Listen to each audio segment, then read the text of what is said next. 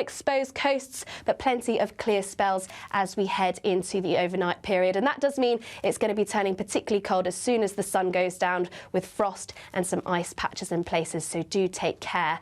A change on the way though across the southwest as we see outbreaks of rain move into parts of Devon and Cornwall. This could be heavy at times and once again could fall as sleet and snow, mainly above high ground. But a cold night on offer, and once again do take care as it could be frosty and icy to start the day on Thursday. So those showers continuing across parts of Scotland, still falling as sleet and snow, but we do have outbreaks of rain feeding in across the south, once again falling as sleet and snow mainly above high ground. But across the central slice of the UK, once again plenty of sunshine to go around, but it is going to be feeling cold with highs of around 5 Celsius. Bye for now. A nice bright morning will generate a lovely warm day, right through to the evening. Boxed Solar, sponsors of weather on GB. This is the final week to grab your chance to win Christmas on Us this year. There's £20,025 in tax-free cash. There's £5,000 to spend on gifts for all the family. There's £500 to spend in your favourite supermarket. And a festively themed GB News goodie bag. We'll get it all to you in time for the big day. For another chance to win, call 0903 681 3232. Calls cost £2 plus your network access charge. Text cash to 63232. One entry costs £2 plus one standard network rate message, or text bonus to 63232. 5 entries cost £5 plus one standard network rate message. You can enter online at gbnews.com/win. Entries start from just £2, or post your name and number to GB09 PO Box 8690 Derby DE1 9TT. UK only. Entrance must be 18 or over. Lines close at 6 p.m. on the 22nd of November. Please check the closing time if listening or watching on demand. Good luck. This is GB News, Britain's news channel. Joined by international life coach Cheryl Findlay, who has joined forces with a Liverpool business owner, Kate Hill, of sustainable sportswear brand Lola Star, to empower women and inspire women across the nation. And to celebrate this partnership with the new Lola Star collection, the two will be hosting an exclusive event next Saturday. The brand was launched after, well, your story. You lost how much weight? So 16 stone, which is over £220, which wow. I know is quite significant. But during that kind of decade-long journey, I learned a lot about myself, and I learned a lot about what it takes to be successful, to be happy, to be well, and to just live an incredible life every day. Are you giving them goals to work towards or helping them structure their life? Yeah, so I don't give out goals, absolutely not. It's all about whatever an individual wants. So what we do to begin with is we understand, like, where are you now? Where are you thriving? Where do you feel really happy and excited in your life? And what's lacking? Like, where would you like to feel better? Where would you like to improve? And then we take it from there. I'd love to take that on board. I'd love to be my true self and fulfil my potential. So have you got any practical tips on how to do that? Yeah, so we start with clarity, right? Like, you need to know, it's such a busy, fast-paced world we live in. There's so much sensory overload. You know, it'd be so easy to be distracted. So we need to kind of quiet all that noise down and start with, where do I want to focus? Pick 2 or 3 things. Where do I want to focus? And then we define the goal. What would I like that area of my life to look, not just look like, but feel like? And then we take it from there. So that's where you would start. I actually had a cancer diagnosis in 2019. Oh. And I just decided if I was going to be lucky enough to be on the other side of it, I wasn't going to play small anymore. GB News, the people's...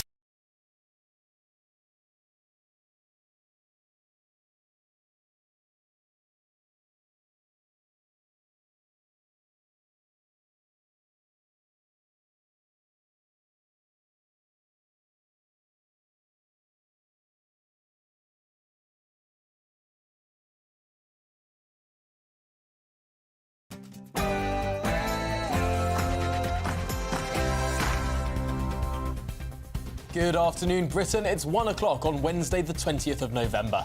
I'm Tom Harwood. And I'm Miriam Cates. As weather warnings sweep the country and winter cold sets in, fears grow for millions of pensioners stripped of their winter fuel allowance as those bills rise and temperatures plunge. The American embassy in Kiev is urgently evacuated over fears of further Russian missile retaliation. Vladimir Putin has warned that Russia will make a significant response should any Western long-range missiles hit Russian territory.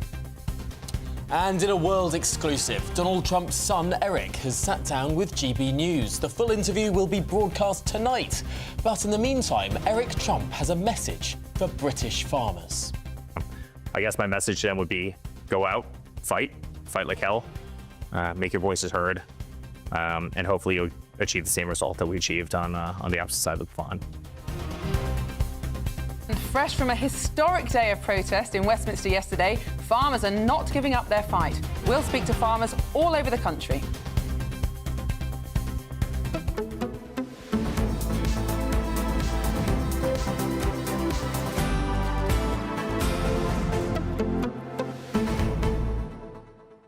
And it was a privilege yesterday to cover all of the farmer protests in Westminster, but I suppose the message doesn't stop from a single day of protest. It goes out and about and around the country, and that's where we'll be today. It was really moving, actually, seeing people from all generations, especially those small children on tractors saying, I want to be a farmer when I grow up, and just driving home what it might mean if those family farms have to be broken up. Well, that's what it's all about, isn't it? I think there's something so human about the sense of inheritance, of passing something on to the next generation, of allowing your children to have the same sort of opportunities that you had. I think that's something so intrinsically human that sometimes if you're sat there looking at a spreadsheet and you're wanting to sort of look at the economic theory of everything, or thinking that how will we make this world the most just it can possibly be? Well, then we'd go, year zero, let's strip children from their parents and have no sort of handout. That's not what people think. That's not how life should be. No, and that's called communism. It's been tried many times and it's failed every time. But there's something just so different about farms to other assets, because a farm might be in your generation for, hundreds and hundreds in your family for hundreds and hundreds of years. It doesn't change, it's permanent. It's not like a house which you might have owned for 20 years or a car which you might have owned for 10. It's a different kind of asset. And of course, you're out on the field, out in that harsh weather, which I know a lot of us are feeling today. We'll also be looking at the plight of pensioners across the country as they face one of the bitterest winters yet, without the same support that they've been used to for decades. Well, get your views in. Post your comments at gbnews.com/your say. All to come after the latest headlines with Tatiana.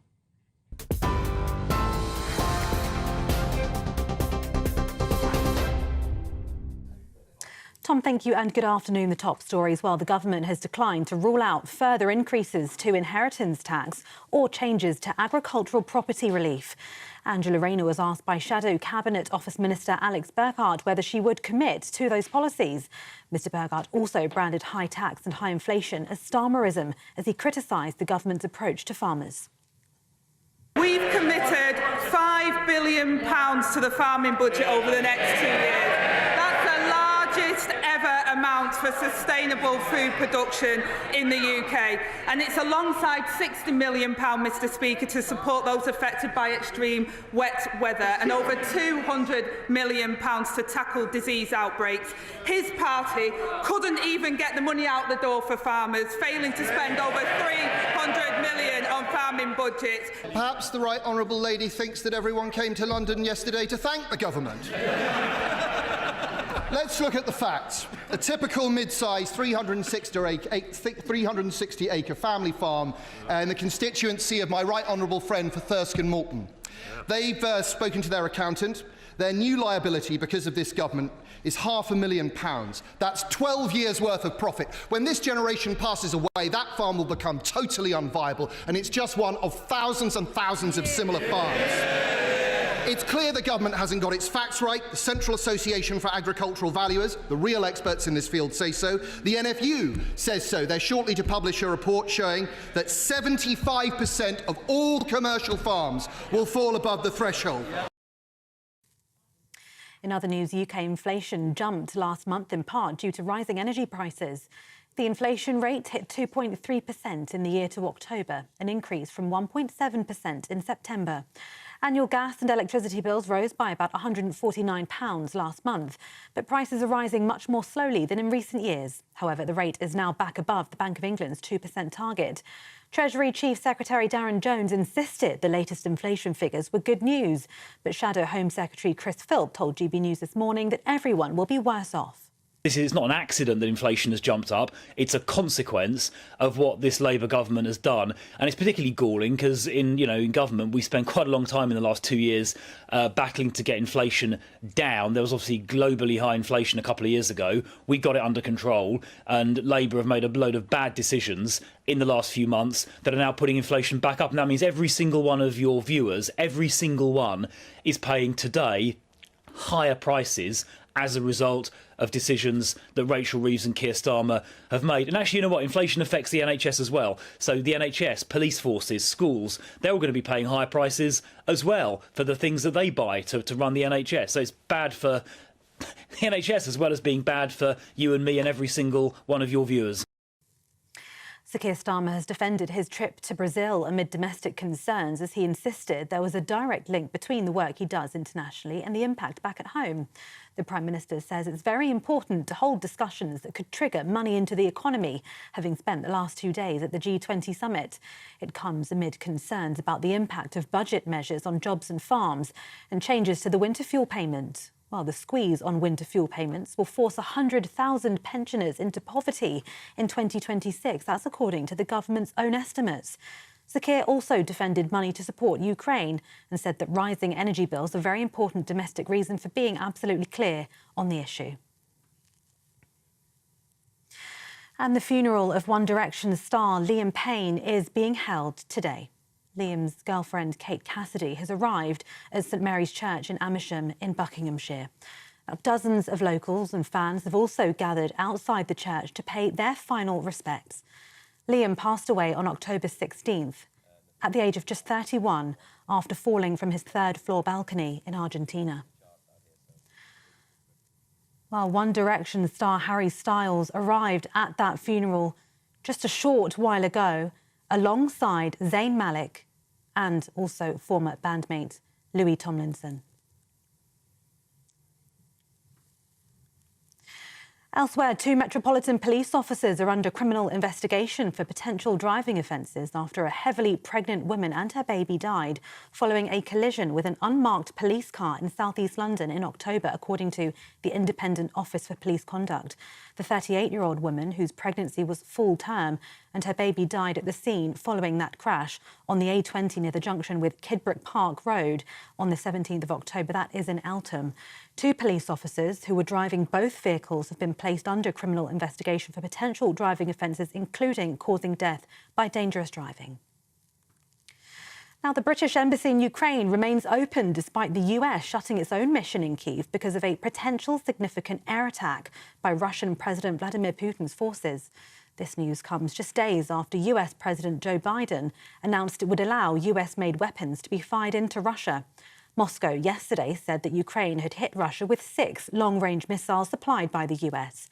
Well, the UK government, which is considering its own position on whether to give Kyiv permission to use British-supplied weapons against targets inside Russia, said it was continuing to monitor the situation in Kyiv. And a report has found that too many children in England, including some as young as 11, are carrying knives because they feel unsafe in their neighbourhoods. The charity, which surveyed 10,000 children aged 13 to 17, found that 20% of teenagers have been victims of violence in the past 12 months. Inspectorates have suggested serious youth violence is more far-reaching than many adults realise, and it has a wide impact across communities. 1/3 of teenage children reported avoiding areas, whilst around 27% alter their travel routes or avoid public transport altogether to stay safe. And those are the latest GB News headlines for now. I'm Tatiana Sanchez. More in half an hour.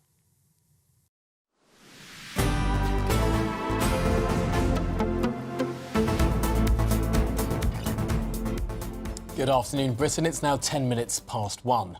And as temperatures plummet across the United Kingdom, the government's own analysis has shown that winter fuel payment cuts will now push 100,000 more pensioners into poverty by the end of this decade. This comes as ministers begin bracing for a politically difficult winter in which the cut to fuel payments is set to be blamed for harming older people and putting additional pressure on the NHS. Well, let's discuss this further with our very own East Midlands reporter, Will Hollis. Will, thanks for joining us. This, of course, is a bitterly cold winter, as I suppose we can all see on our screens now. Bitterly cold is an understatement. From where I am right now in Mapley, Nottingham, there's still a thick blanket of snow. This was laying on Monday evening. The temperatures when I was driving over here was around 1 degree, so a little bit above freezing, but it is freezing all over my face and there's a cold wind. But I'm a young man, of course. There are a lot of people that I've been speaking today in this part of Nottingham who aren't young, who are over the age of 65 and until recently would have expected to have had the winter fuel allowance, which is worth £300 for a pensioner. One of the first acts of the new Labour government a few months ago was to remove that winter fuel payment for every single person. It didn't matter how wealthy you were, it didn't matter about what your assets were, every single pensioner would have expected that £300 until now. Now the government thinks that they'll raise £1.5 billion by removing that, but it says that they are ensuring that those most in need are able to access it through the pension credit, something that they're encouraging a benefit for the poorest pensioners. But their own analysis estimates that some 50,000 people next year will fall into relative poverty and 100,000 in the next few years. I've been speaking to some pensioners on the high street that are both in receipt of that pension fuel this year, but also those that have lost it too. I don't see what I can do. Can't do anything about it, really. I feel annoyed.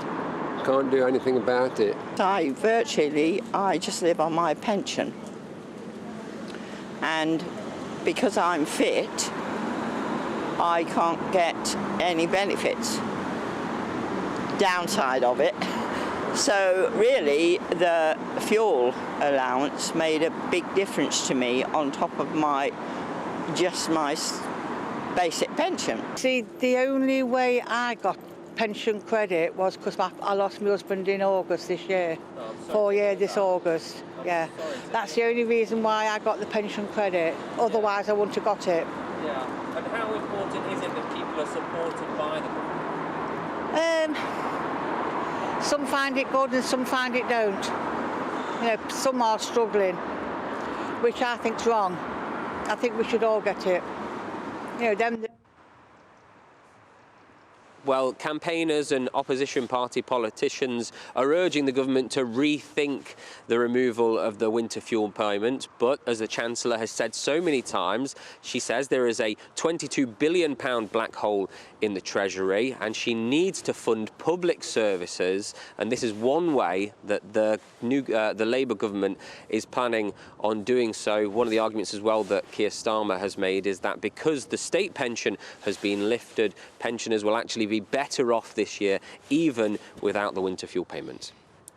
Now, Will, you mentioned the pension credit, which the government has encouraged people to apply for. And, of course, there are other benefits for that as well. You can have access to a cold weather payment, get an extra £25 every time there is cold weather for 7 days in a row, I think. Do you get the sense that people are actually applying for this, those that are potentially eligible, or has this message fallen by the wayside? So from other conversations that I've been having with people, there are groups around the country that are trying to help people to get the pension credit. It is a complicated bureaucratic document that some people really struggle with, some people might argue, but there are a lot of people that are trying. I've spoken to a lot of people that have tried and have fallen short. It's also worth noting that there are lots of people that I have spoken today who didn't necessarily want to talk to me on camera because despite losing the fuel allowance, they said, we've got enough savings, we didn't really need it anyway. One person reflected to me a few weeks ago that they actually bought a guitar with the winter fuel payment. So maybe that gives a sense of what the government is trying to argue, that through a means testing formula, maybe it will be better placed when they need to raise money for services, but a lot of people, as we know from these figures, 50,000 in a single year, will be now going into poverty because they don't get that fuel payment. OK, well, Will Hollis, thanks for braving the cold for us there in that Nottinghamshire field. We'll be back with you a little bit later. Thank you very much. Get warm. Well, we're now going to continue discussing this with a GB News viewer, William Pickup, who is from Derbyshire. William, I imagine it's pretty cold where you are too, is it? Yeah, it's sub-zero. Snow's gone, though. So Oh, good. OK, so what are your feelings about this change to the winter fuel allowance? Is it a good thing to bring in the means testing, or do you think the government should U-turn? I think it's absolutely criminal. I mean, if you're going to introduce something like this, which is going to affect 10 million people and remove £300 from their income to support them over, what is going to be a very cold winter, then you don't do it with only 8 weeks' notice. Why on earth could they not have put this back a year, announced it when they did, give people a year to sort out the pension credits and save a little bit, and they could also pay a little bit more if they could afford it on their monthly gas bill, build up a bit of a fund. But no, they didn't do any of that. They just announced it with what seemed to me with a little bit of glee and vindictiveness. Yes, of course. So do you object? You don't object to the means testing in principle, but the lack of notice and also the lack of appropriate research that the government did, that seems to be the problem. I mean, if they'd given a year's run into this, do you think that would have been more palatable for pensioners? Yes, I think it would have given people enough chance to save. I mean, obviously, not everybody goes out and buys a guitar with the money. But some people clearly do, and cases of wine or whatever. So it's not needed. And I don't think anybody's got a problem with the money being taken away from people who don't need it. That's not where the focus is. People are going to die this winter because they haven't got the £300. And it's hard to believe that this is Labour that's done this to people with no notice. It's a really, really stark, when you put it like that, a real challenge for so many people. I suppose the biggest point there is that there is some pension credit available for those that are struggling, and people should make sure that they know if they're eligible or not. But William Pickup, thank you so much for joining us live from Derbyshire. GB News viewer, always appreciate your time. Thanks. Thank you. Well, now we've just got images in from Liam Payne's funeral, the former One Direction band member who, of course, tragically died in Buenos Aires only last month. His coffin has arrived at the church for his funeral just a few short moments ago. We understand that other former bandmates will be joining him and his girlfriend as well at the church, ready for this funeral. Of course, absolutely tragic. I can remember One Direction shooting to fame. Doesn't seem that long ago. Of course, they're all very young men still. Absolutely tragic that he died at such a young age. Absolutely. Well, tonight at 9 o'clock, a world exclusive here on GB News. Donald Trump's son, Eric, talks to us. Our colleague, Ben Leo, has been up in snowy Aberdeen speaking to the president-elect's son at Donald's famous golf course. He even had a message for farmers. And they're willing to put in the time, they're willing to put in the blood, sweat, and tears. But so oftentimes they throw obstacle after obstacle in the face and not allow them to do it. And so, listen, I'm not nearly as close to, obviously, the situation over here with the farmers, aside from the fact that I know it does very greatly parallel the very same problem that we had in the United States and my father really solved in 2016, 2017. But what you asked, what I would say to the farmer, we love you. And I think across and universally across the UK, I'm not sure if I've ever met a farmer, somebody who's heavily involved in agriculture, that didn't love our family. Yeah. And didn't love Donald Trump and everything he stood for. So I guess my message to them would be, go out, fight like hell, make your voices heard, and hopefully you'll achieve the same result that we achieved on the opposite side of the pond. But you have a friend in us and you have a friend in our family. Well, you can catch that bombshell interview just weeks after the Donald won the US election on Patrick Christie's show tonight at 9 o'clock, only on GB News. Well, this is Good Afternoon Britain here on GB News. Up next, Mr. Putin pushes back against the United States as fears of nuclear war continue to grow.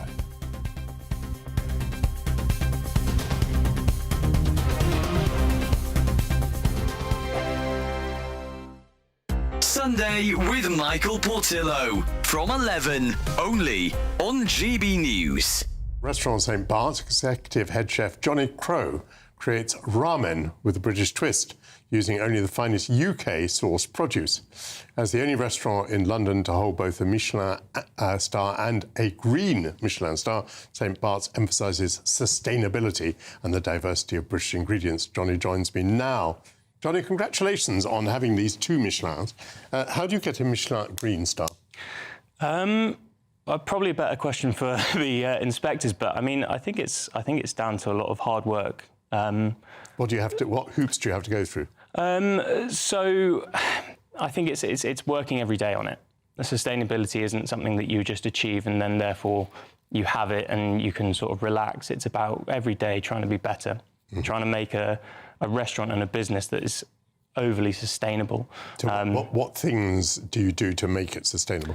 One of the main things that we've really tried to do is focusing on British produce, and actually, you know, part of that is about sustainability and food miles. A massive part of it for us was also about sort of helping the British economy and the farming economy and our fisheries as well. But yeah, no, the idea... You have a lot of farms near St Bart's, which is in the heart of the City of London. Well, funnily enough, there's an amazing collective called Shrub Provisions who we use a hell of a lot, who work with farmers all around East Sussex. So it makes a difference from flying it in from Kenya or somewhere else like that. But no, like a big part of it was, one, using British produce to cut down on food miles, but also helping sustain our farming industry. GB News, the People's Channel. Welcome to State of the Nation, daily plunge into the stories shaping our country. I'm Jacob Rees-Mogg, and Monday to Thursday we bring you the insights, the facts, the truth about how our country is being governed. Because what happens in Downing Street matters down your street. Tune in to State of the Nation every Monday to Thursday, 8 to 9 o'clock. Only on GB News, the People's Channel, Britain's news channel. Mark Dolan tonight is your weekend dose of news, debate and entertainment. This sounds like a wild conspiracy theory. Don't miss My Big Opinion, Mark Meets, and My Take at 10. Democracy is a funny old thing. And we don't do boring, not on my watch. I just won't have it. Let's go and get another glass of that bubbly. You've earned it. That's Mark Dolan tonight, Saturday and Sunday, 9 to 11, only on GB News, the People's Channel, Britain's news channel.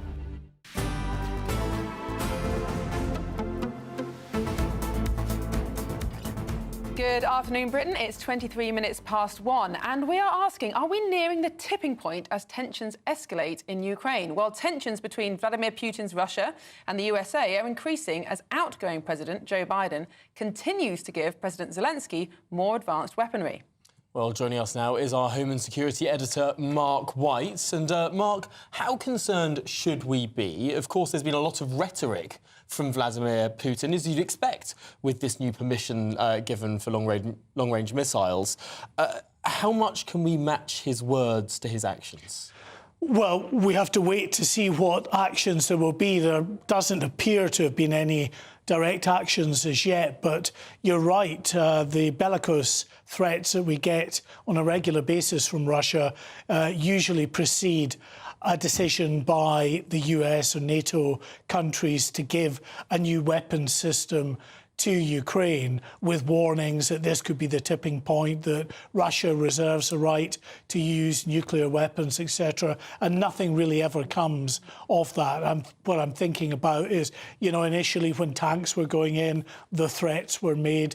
When the UK and then other Western countries decided to train Ukrainian pilots in fast jet operations and supply them with fast jets. Again, those very severe warnings from Russia, but nothing really happened. And now, of course, we have it with long-range missiles. And not just the long-range missiles, which President Biden has agreed that Ukraine can have, but you're right, just yesterday announcing as well that anti-personnel mines, something that's highly controversial because 150 nations around the world have banned these indiscriminate weapons, except, interestingly, the US, Russia, China, and a few other nations.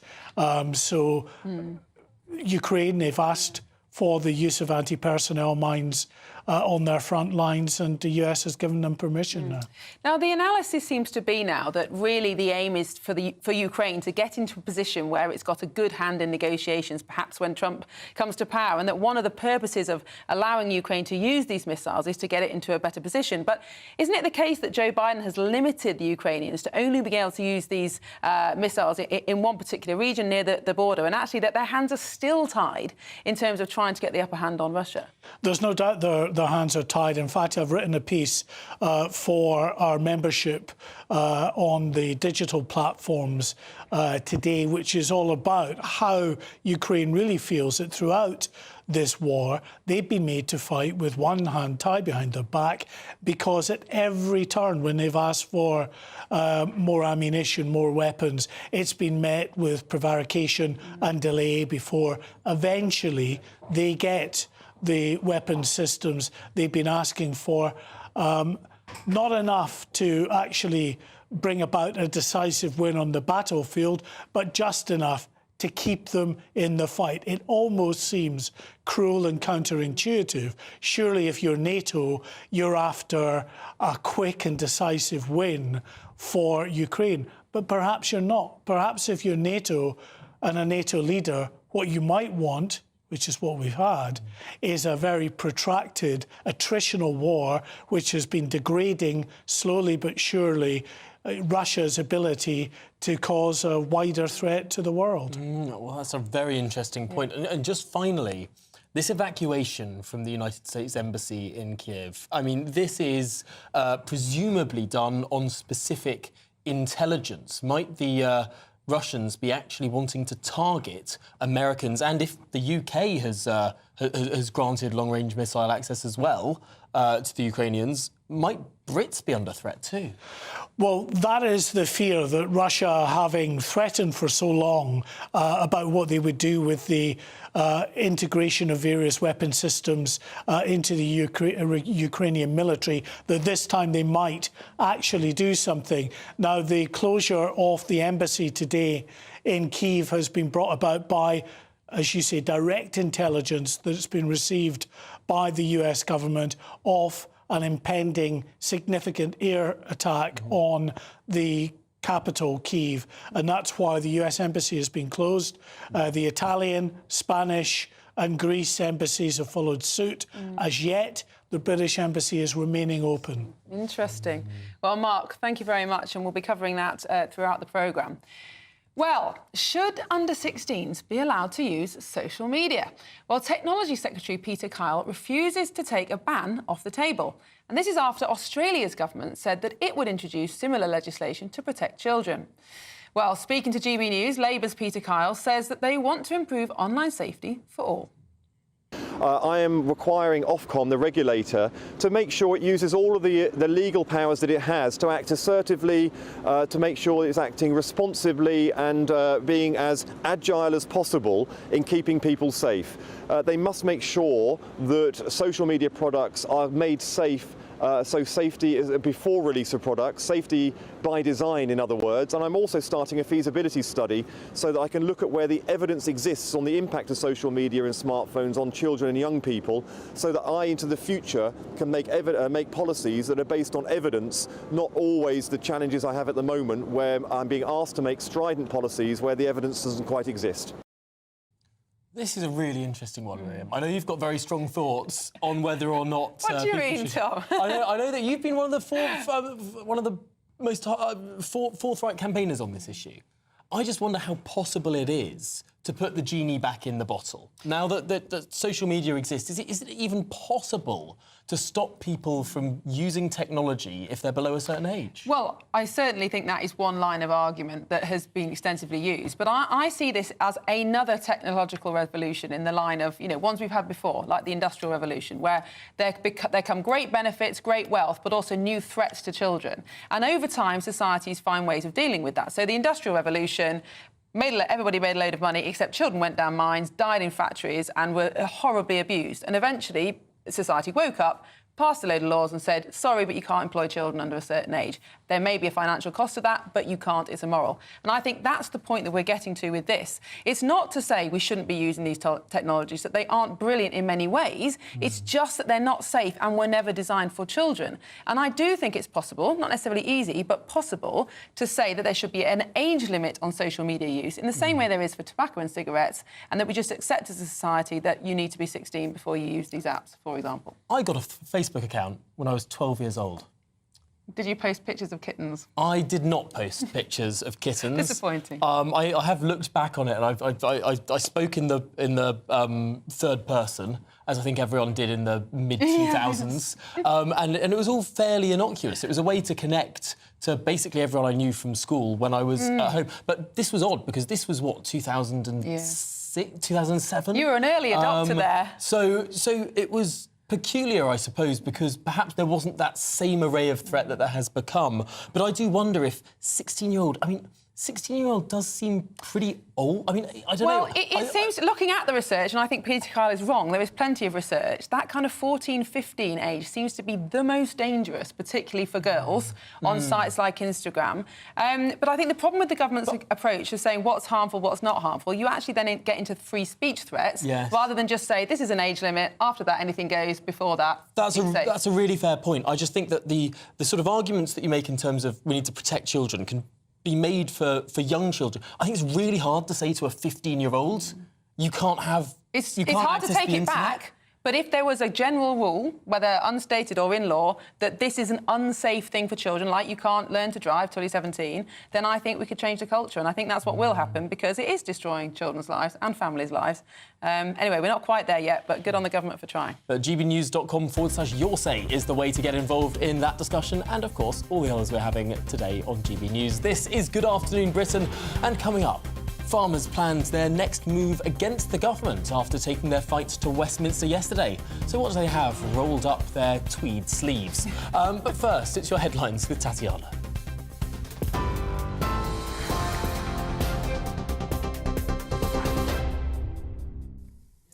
Tom, thank you. The top stories. While the government has declined to rule out further increases to inheritance tax or changes to agricultural property relief. Deputy Prime Minister Angela Rayner was asked by Shadow Cabinet Office Minister Alex Burghart whether she would commit to the policies. Mr Burghart also branded high tax and high inflation as Starmerism as he criticised the government's approach to farmers. We've committed £5 billion to the farming budget over the next 2 years.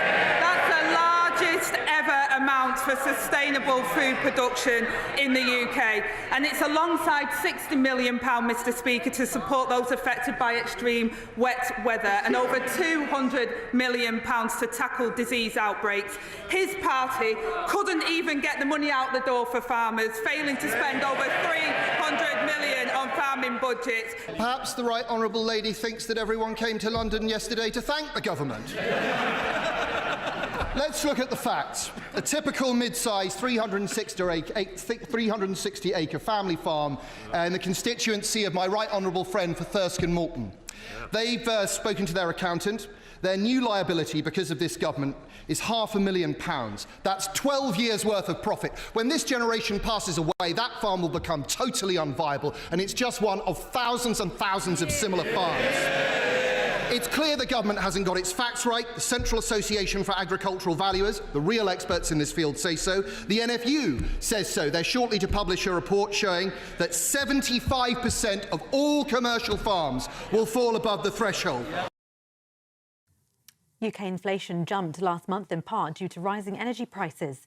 The inflation rate hit 2.3% in the year to October, an increase from 1.7% in September. Annual gas and electricity bills rose by about £149 last month, but prices are rising much more slowly than in recent years. However, the rate is now back above the Bank of England's 2% target. Sir Keir Starmer has defended his trip to Brazil amid domestic concerns as he insisted there was a direct link between the work he does internationally and the impact back at home. The Prime Minister says it's very important to hold discussions that could trigger money into the economy, having spent the last 2 days at the G20 summit. Well, this comes amid concerns about the impact of budget measures on jobs and farms and changes to the winter fuel payment. The squeeze on winter fuel payments will force 100,000 pensioners into poverty in 2026, according to the government's own estimates.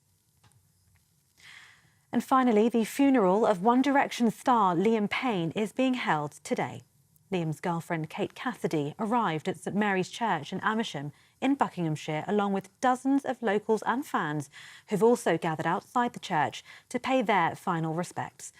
Liam passed away on October 16th, aged 31, after falling from his third-floor balcony in Argentina. One Direction star Harry Styles has also arrived at the funeral, along with Zayn Malik and Louis Tomlinson. Music mogul Simon Cowell is also in attendance. And those are your latest GB News headlines for now. I'm Tatiana Sanchez. More in half an hour.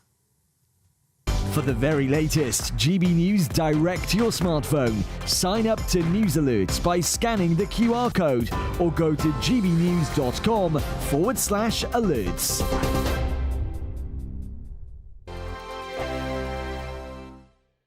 Hello, good morning and welcome to your GB News weather update from the Met Office.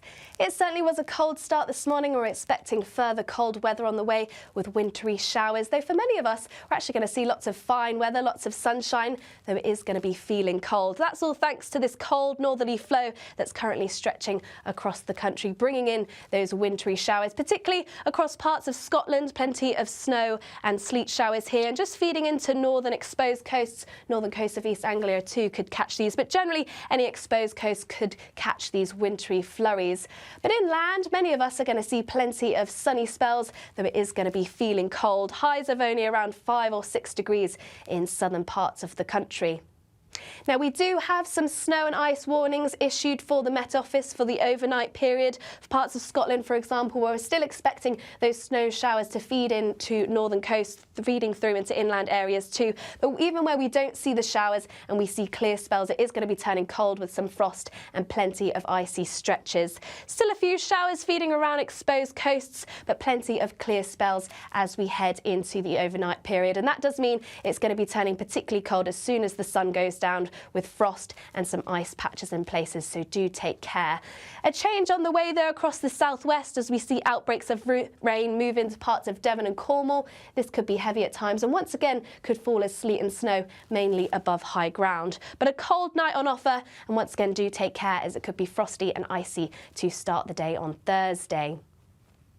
So those showers continuing across parts of Scotland, still falling as sleet and snow, but we do have outbreaks of rain feeding in across the south, once again falling as sleet and snow mainly above high ground. But across the central slice of the UK, once again plenty of sunshine to go around, but it is going to be feeling cold with highs of around 5 Celsius. Bye for now.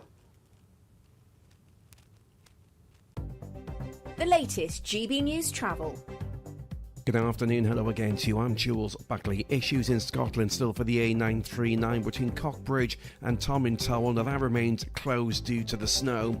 The High Street between Hawksor and Cloughton in North Yorkshire is currently closed due to snow as well. A collision in Stretford in Greater Manchester. The A56 Chester Road's closed both ways between Barton Road and Edge Lane. Now the M6 on the northbound side, big queues for about an hour at the moment. 3 lanes are coned off. Stafford North 14 up to Stoke at 15. It's all due to an earlier spillage and a pickup truck fire. Queuing before Stafford South at junction 13. And the M1 on the northbound side just after Alfreton at 28. Now a lane shut, queuing back to Hucknall at 27 as an earlier collision there is recovered. You can stay up to date throughout the day by visiting our website gbnews.com.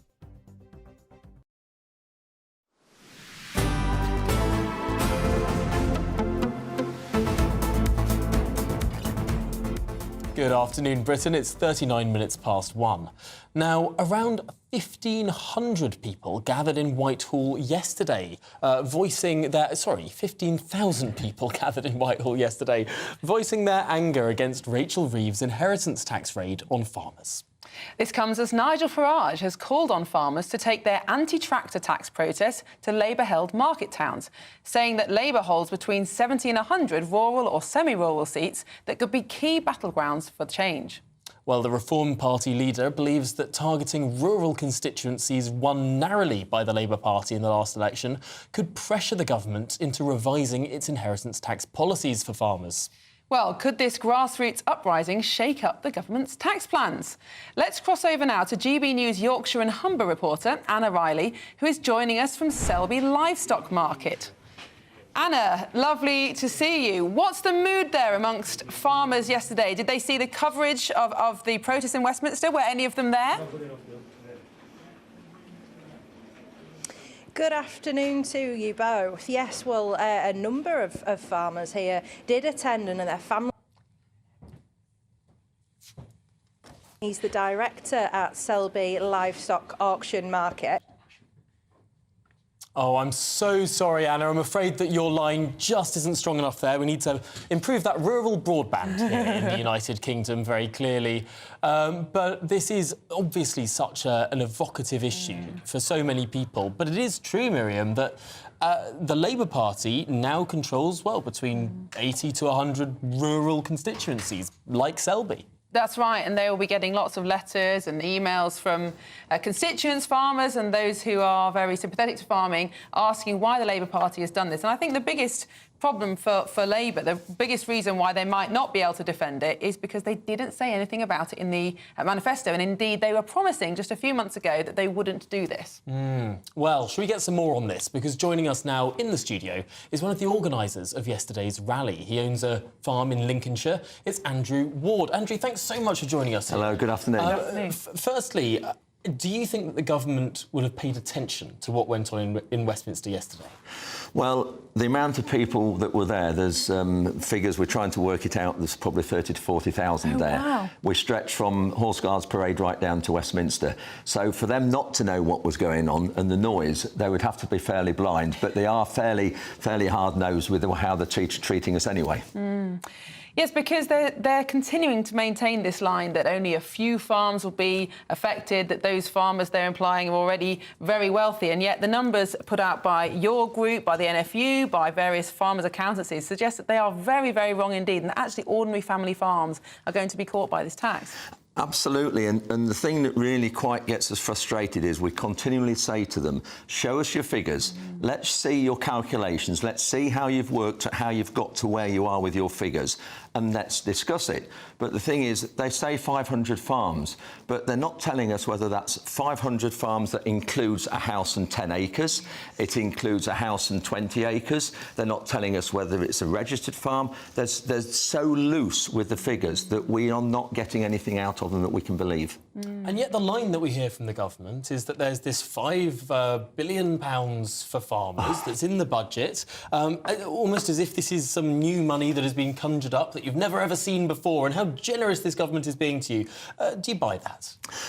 Absolutely not, because it's not true. The agricultural budget for the last few years has been £2.4 billion per year. So you double that up, that's 4.8, which we're not far off the 5. And whether it's 2.4 this year or 2.6 next year, whatever, but they say some figures per year and then some for this budget over 2 years. Now, what they've done is they've actually cut our D-Link payments by 76%. So the money that we all going to get as our scaling down of our subsidies that's been happening the last few years has been dropped 76% next year. So when they say they've increased the budget, they've actually decreased it because they've taken that D-Link payment and they're not allowing for it. And that's a huge hit to farmers. And that's because this money is now not going directly for food production. You're more likely to get this money from the government if you don't produce food. Absolutely. Yeah, they're encouraging us to plant food for birds and bees and butterflies. But you can't live on birds and bees and butterflies, you need food. And that's what farmers are here to do. But the other thing I think is really interesting and needs highlighting is that we continually told as farmers we have to look after the environment. We don't do enough for wildlife. We're continually harming the environment and nature. We can't look after those things if we don't have a profitable, viable industry and a business. It doesn't come cheap doing those things. It costs a lot of money. And if they're going to start taxing us up to the hilt and taking other things off us, like national insurance contributions up, taxing farm vehicles as cars, all those things, that means we have got even less money to spend on the things that we need to do. I think what our viewers will be asking is what comes next. You've obviously got an enormous amount of sympathy from the general public. We think about all the other protests that have happened in London over the last year that have not garnered sympathy, but the farmers very much have. Now, obviously, you personally, as individual farmers, are going to be looking at your accounts, but in terms of what you can do politically, there's not going to be an election for another 4.5 years. Is there anything else you can do to hopefully persuade the government to change their mind? This is the problem. We are now stuck with this lot, call it what you like, for 5 years. But what I will say is, as I said yesterday, because I had a few minutes on stage talking to everybody, this is not the beginning of the end. It's the start of the beginning. We will just keep going. And if they think, the government think that they can defeat us here by digging their heels in, they need to remember that we have to dig our heels in. We are a resilient industry. We deal with problems every day of our working life. And if they think they can do this by digging their heels in and get us to back down, they can think again, because we will not stop. We will keep going and going and going until we get what we want. Is there not an issue here that we've seen this before to some extent with regard to how the Labour Party deals with the countryside?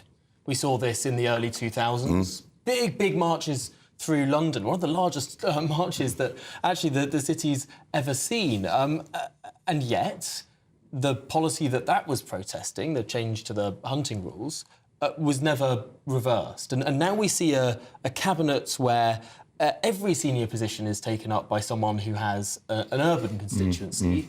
We know that the Labour Party traditionally is a party of cities rather than shires.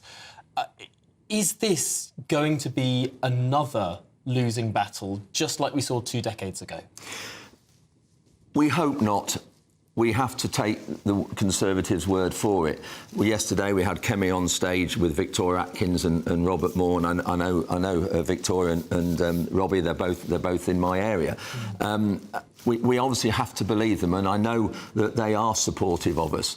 And this is the problem, though, that we've got, that we have to obviously take their word for it. But they know how damaging it is, that we have to believe them, and we will believe them.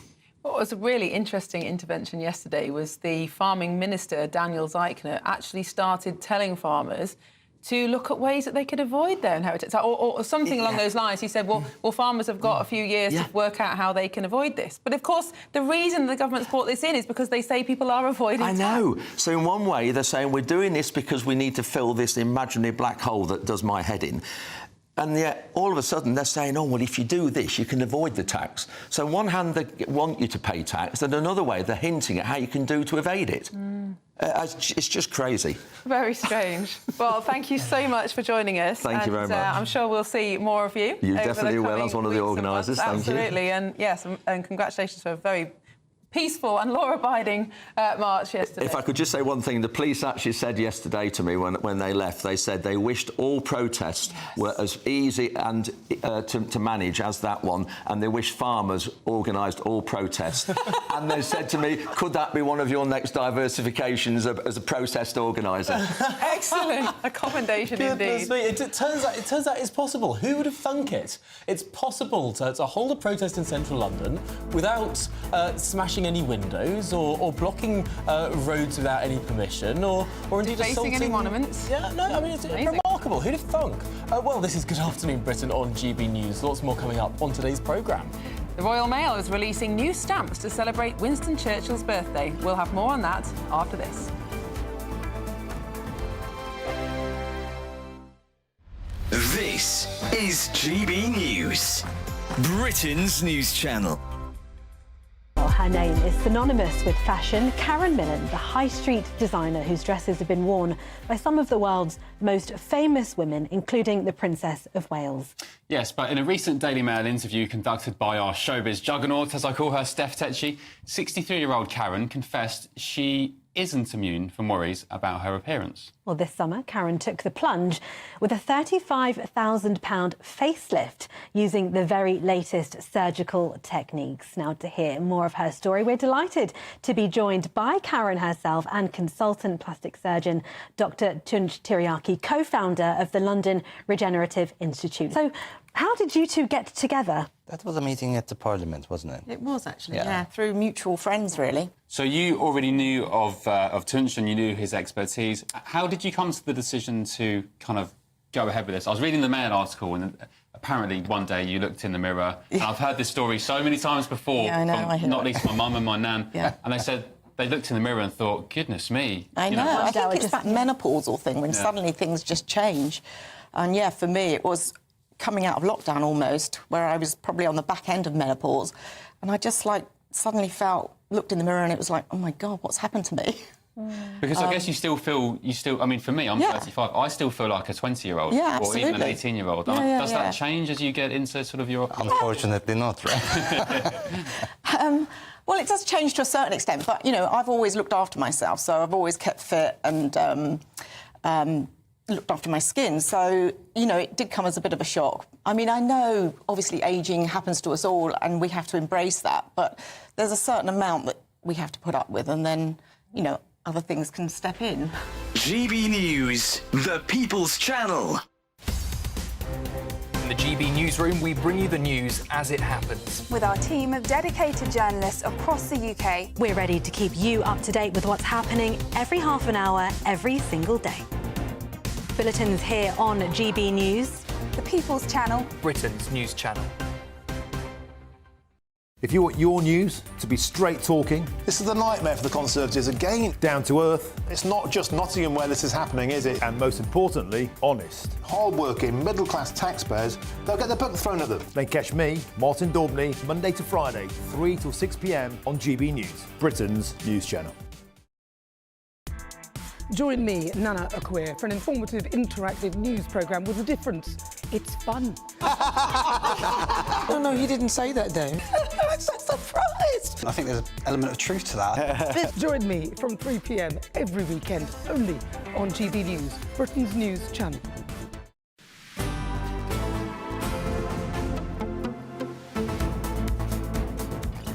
Welcome back. The Royal Mail has issued a set of special stamps to mark the 150th anniversary of Winston Churchill's birth. Well, each stamp in the collection features a photo of the former Prime Minister at defining moments of his life, alongside some of his most memorable quotes. Well, for more on this story, let's speak to the Director of External Affairs and Policy at Royal Mail, David Gold. David, tell us more about these stamps. Well, we've got a set of 8 stamps, and as you say, they celebrate 150 years since the birth of Winston Churchill.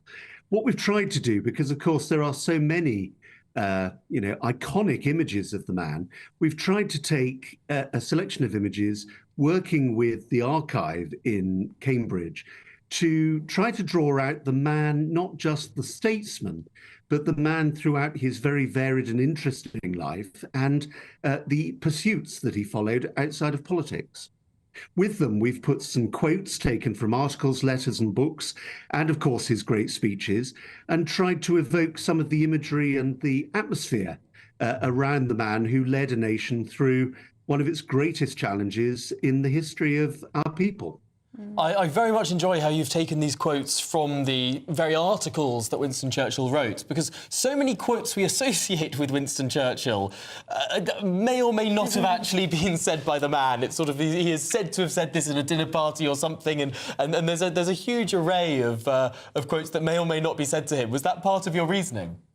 Well, yes, you are right. There is a little bit of mythology around him, as there often is with great people. So yes, we've taken directly from the source, if you like, and I think they stand the test of time.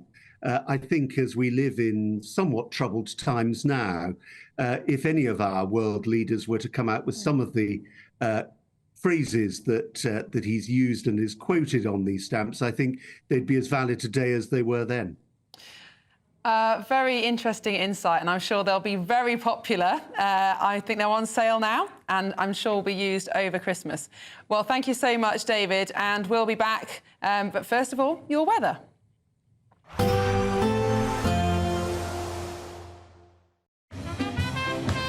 There will be a light breeze in the morning, leading to a warm front. Boxed heat pumps, sponsors of weather on GB News. Hello, good afternoon. Welcome to your GB News weather update from the Met Office. Still plenty of wintry showers on offer in the north, but for many of us, there's lots of fine and settled weather around. It is feeling remarkably cold, though, and that's all because of this northerly flow that's stretching across the country, bringing us that cold feel and also those wintry showers, which are going to be continuing across parts of Scotland, feeding into northern inland parts too, with some snow and ice warnings issued here and also some ice warnings issued for parts of England and Wales. And that's because of plenty of clear skies, which is going to lead to a sharp frost and some icy stretches by morning, so do take care. We also have some outbreaks of rain just starting to feed in to parts of Devon and Cornwall by the time we reach Thursday morning too. In the north, though, those wintry showers are set to continue, falling as sleet and snow and leading to some rather significant accumulations over hilly areas. So do take care if you are out and about Thursday morning. Those are set to continue, perhaps seeing one or two feed into northern parts of Northern Ireland too, perhaps northern parts of Wales. But elsewhere, it is going to be a largely dry night. As I say, plenty of clear skies leading to a sharp frost and plenty of ice still by Thursday morning too. So do take care for the Thursday morning commute. Across the southwest, though, we're seeing a slightly different story with outbreaks of rain feeding into parts of Devon and Cornwall, later into southern parts of Wales and southern parts of England. This could fall as snow, mainly over higher ground, but we could also see some flurries fall to lower levels too. Across the central slice of the UK and across the southeast, once again plenty of sunshine, but cold sunshine, highs only reaching around 5 degrees, and those wintry showers continuing across parts of Scotland. Into the evening, we will eventually see that rain clear its way to the south, though plenty of showers still continuing to feed down into northern areas too. And as we head towards the end of the week and into the weekend, we are still expecting some unsettled weather with some strong winds and some heavy outbreaks of rain, still a chance of some snow as well. So stay up to date with our forecasts. We can expect clear skies, leading to a light and warm day ahead. Lovely. Boxed Solar, sponsors of weather on GB News. This is the final week to grab your chance to win Christmas on Us this year. There's £20,025 in tax-free cash. There's £5,000 to spend on gifts for all the family. There's £500 to spend in your favourite supermarket. And a festively themed GB News goodie bag. We'll get it all to you in time for the big day. For another chance to win, call 0903 681 3232. Calls cost £2 plus your network access charge. Text cash to 63232. One entry costs £2 plus one standard network rate message, or text bonus to 63232. 5 entries cost £5 plus one standard network rate message. You can enter online at gbnews.com/win. Entries start from just £2, or post your name and number to GB09 PO Box 8690 Derby DE1 9TT. UK only. Entrance must be 18 or over. Lines close at 6 p.m. on the 22nd of November. Please check the closing time if listening or watching on demand. Good luck. Join me, Camilla Tominey, for a frank and honest discussion with those in power that cuts through the spin and gets to the heart of the issues shaping our nation. You haven't confirmed that you want to stand as leader, but you haven't ruled it out either. This report basically says that he's not fit to stand trial. Is he indecisive? Incompetent? I deliver the dose of reality Westminster needs. That's the Camilla Tominey Show at 9:30 every Sunday on GB News, the People's Channel, Britain's news channel. Welcome to State of the Nation, daily plunge into the stories shaping our country.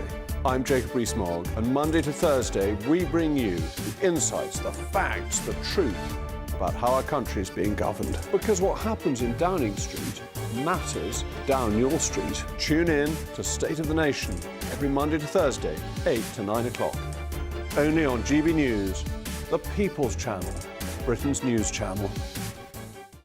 It's Patrick Christie's Tonight, and here we do things differently. It's explaining the absolute madness of this, doesn't it? It's explosive. I mean, this is very good. It's lively. 850. Your government sat there, Sean, and he did nothing. It's controversial. And the Middle East has been in turmoil since before I was born. It's everything you need to kickstart your evening. Everyone's had their Weetabix tonight. I love to see it. That's Patrick Christie's Tonight, weeknights from 9 p.m.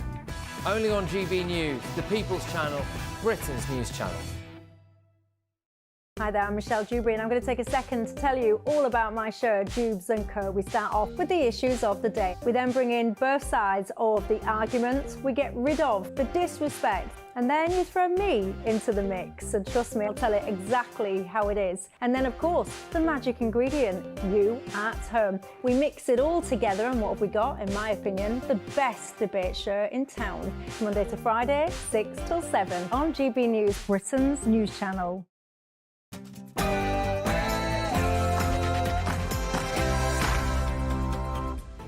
Good afternoon, Britain. It's 2 o'clock on Wednesday, the 20th of November. I'm Miriam Cates. And I'm Tom Harwood. Well, as weather warnings sweep the country and winter cold sets in, fears grow for millions of pensioners stripped of their winter fuel allowance as bills rise and temperatures plunge. Meanwhile, the American embassy in Kiev is urgently evacuated over fears of further Russian missile retaliation. Vladimir Putin has warned that Russia will make a significant response should Western long-range missiles hit Russian territory. And in the last hour, air raid sirens are heard over Kiev. In a world exclusive, Donald Trump's son, Eric, has sat down with GB News. The full interview will be broadcast tonight. But in the meantime, Eric Trump has a message for British farmers. I guess my message to them would be, go out, fight like hell, make your voices heard, and hopefully you'll achieve the same result that we achieved on the opposite side of the pond. And this hour, we look at the latest developments in the Alison Pearson investigation as Essex police come under fire for a possible disparity in the way they're treating her case compared to another controversial individual, this case, an imam.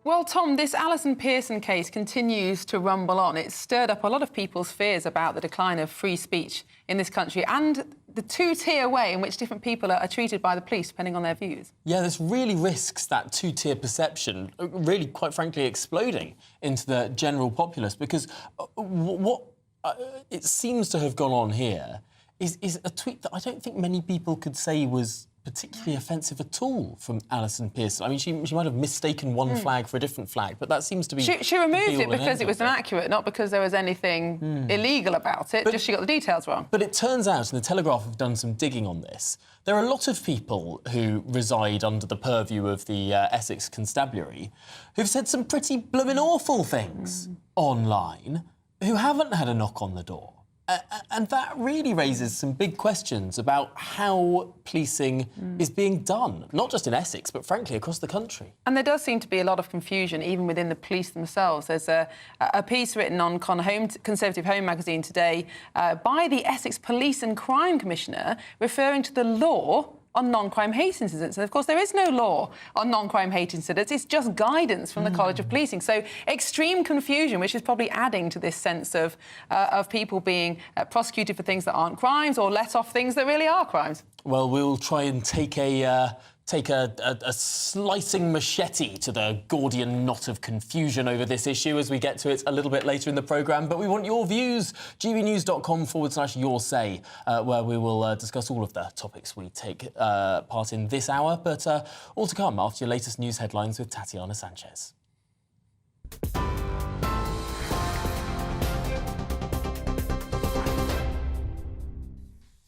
Tom, thank you very much. The top stories. Well, we start this bulletin with some breaking news that car manufacturer Ford says it plans to cut about 800 roles across the UK over the next 3 years. It said UK job cuts come as part of plans to axe 4,000 roles overall across Europe by the end of 2027 to slash costs.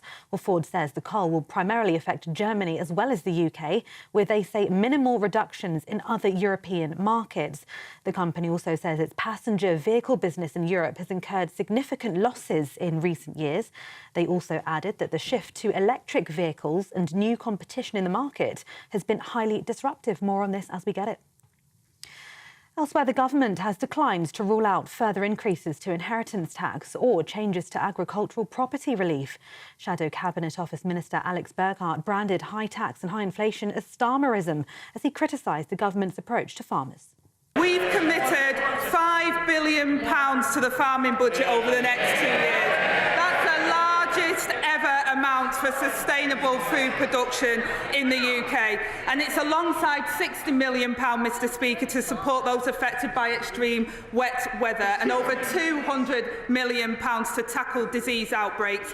His party couldn't even get the money out the door for farmers, failing to spend over £300 million on farming budgets. Perhaps the Right Honourable Lady thinks that everyone came to London yesterday to thank the government. Let's look at the facts. A typical mid-sized 360-acre family farm in the constituency of my Right Honourable friend for Thirsk and Moulton. They've spoken to their accountant. Their new liability because of this government is £500,000. That's 12 years' worth of profit. When this generation passes away, that farm will become totally unviable, and it's just one of thousands and thousands of similar farms. It's clear the government hasn't got its facts right. The Central Association for Agricultural Valuers, the real experts in this field, say so. The NFU says so. They're shortly to publish a report showing that 75% of all commercial farms will fall above the threshold. UK inflation jumped last month in part due to rising energy prices. The inflation rate hit 2.3% in the year to October, an increase from 1.7% in September. Annual gas and electricity bills rose by around £149 last month, but prices are rising much more slowly than recent years. However, the rate is now back above the Bank of England's 2% target.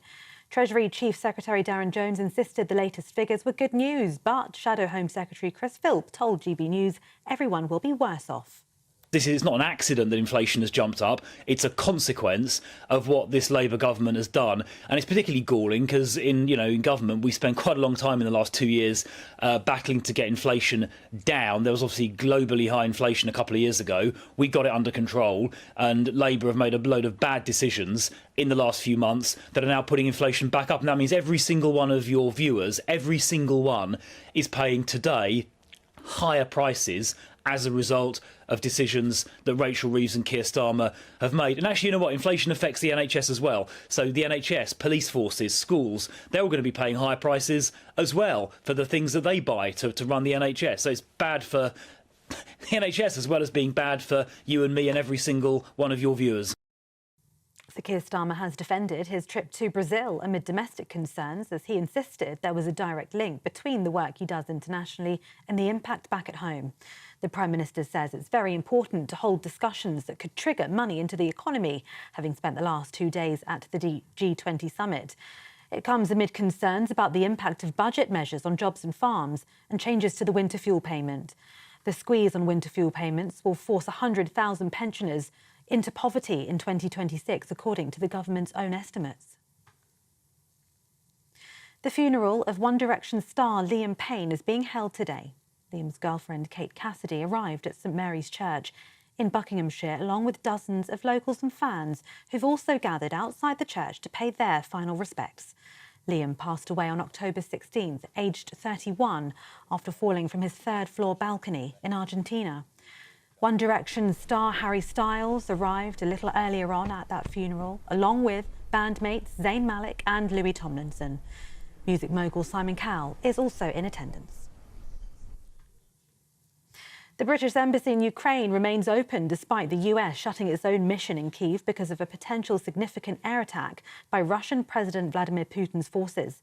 This news comes just days after US President Joe Biden announced it would allow US-made weapons to be fired into Russia.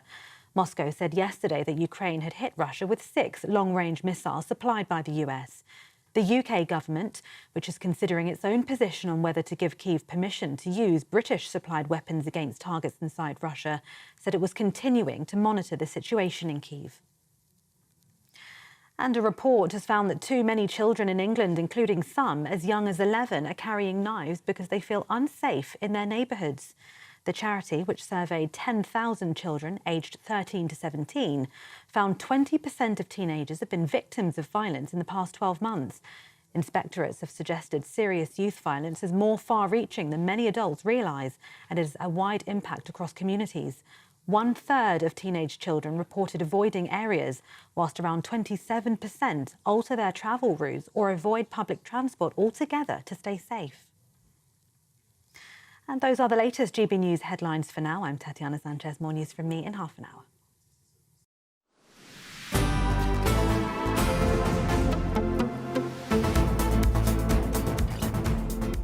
Good afternoon, Britain. It's 9 minutes past 2. Now, as temperatures plummet across the United Kingdom, the government's own analysis shows that cuts to winter fuel payments will push 100,000 more pensioners into relative poverty by the end of this decade.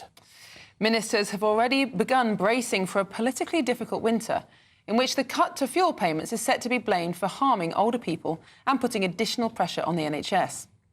Well, we can now go to St Neots in Cambridgeshire and speak to a GB News viewer, John Gearing. John, this is clearly a big concern for many pensioners up and down the country. First of all, what's the weather like in Cambridgeshire? Well, it's very good here today. Very cold overnight, but the sun is shining. It's rather nice blue sky. So it's not too bad in the basket of England, as you will probably know, the Fens. And what's your feeling about the winter fuel allowance cut? We spoke to a viewer earlier who said that he didn't have an in-principle objection to it, but that nowhere near enough notice was being given this winter to pensioners who are going to lose this £300 payment. Well, I think that's true. I mean, it hasn't particularly affected me. I'm 76 years old and I'm still working part-time. So I'll just have to work a bit harder to cover the fact that I've lost my £300 winter allowance payment. But there are a number of elderly people. It's very difficult to get a handle on the poverty because elderly people are quite private and they won't really want to come out and discuss how difficult the situation is for them. But I'm sure there's a number of elderly people will have a little bit of savings under the mattress and they'll have to just call on their savings to try and provide the heat that they need to and to also provide the food in this current inflationary period. So difficult time for elderly people, but difficult to get a handle on who is affected and who is not so affected.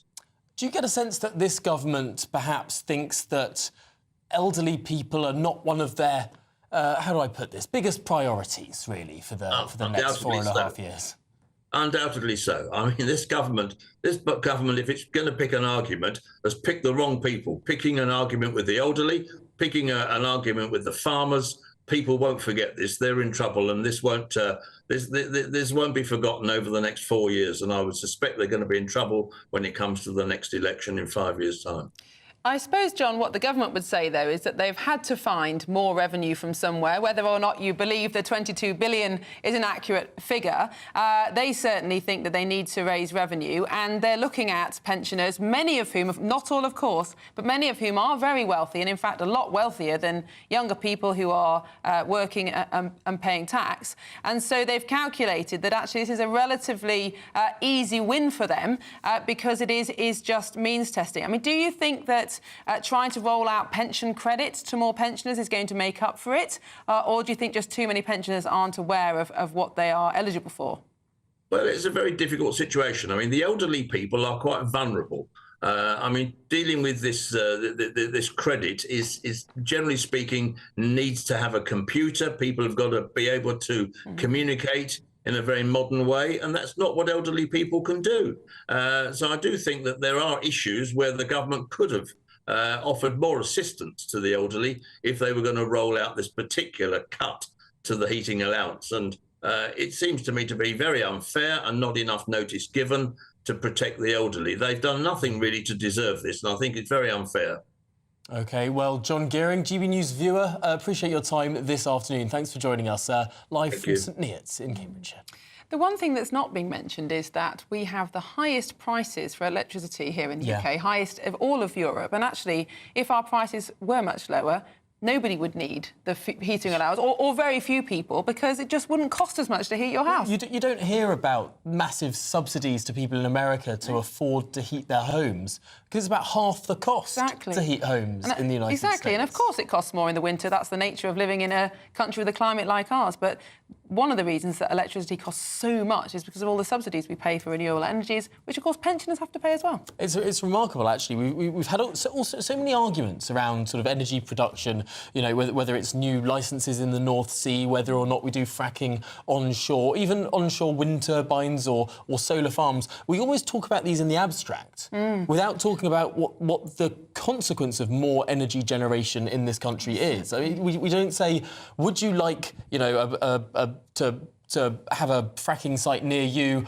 by the way, you'll get 75% off your energy bills. Or the same with a wind turbine in your back garden. That's right. These policies have almost been decided away from the public eye without much scrutiny, but now we're all paying for it. And even the inflation figure today is mostly as a result of the energy price cap going up. Another kind of false intervention in the energy market that's making it difficult to get proper prices. But there's one woman who has to take into account all of these gripes, grumbles, noises and really price rises. Indeed, Rachel Reeves herself is under increasing pressure. Why? She has to answer accusations that she lied on her CV about being an economist. Well, the Chancellor reportedly listed her business occupation as economist on legal documents, despite saying she wasn't working as an economist at the time.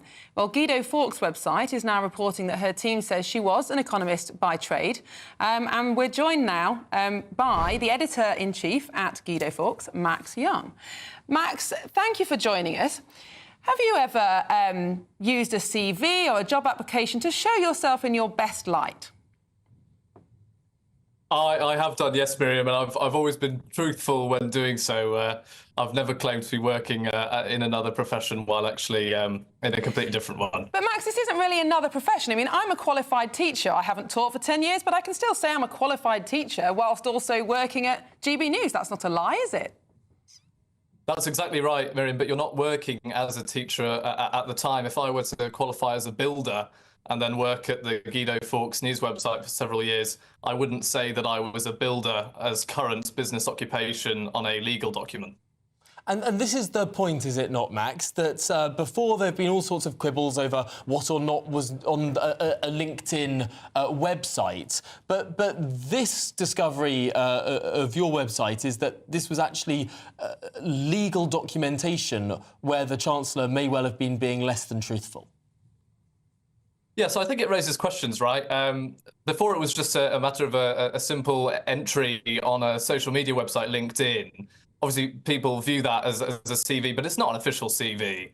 If we go back now to May 2008, when Rachel was in the middle of her time working in an administrative complaints department at Halifax Bank of Scotland, and she's claimed that she's currently working as an economist, which her team has now clarified is not the case. They say she was drawing on her experience as an economist while working in retail banking. We revealed last month that she was very far from the economics department and was actually dealing with stuff like small projects and IT matters. So I think this does raise serious questions, and Reeves probably needs to be clear now, come out and specify exactly what she was doing, why the changes have been made, and why she was claiming to be an economist for so long, when, by all accounts, she wasn't in this particular Max, period. Is this not splitting hairs? Clearly, there's a big difference between, as you say, a builder and a TV presenter. But somebody who is trained as an economist and still working in a bank. Now, of course, she may regret having put something that now, in retrospect, is inaccurate. But are you not splitting hairs? Is this just not an attempt to bring her down, quite frankly, and attack her because she's a politician? Not at all. I've got two things to say on that. Firstly, we're working in a bank which deals with money, and working as an economist who also deals with money.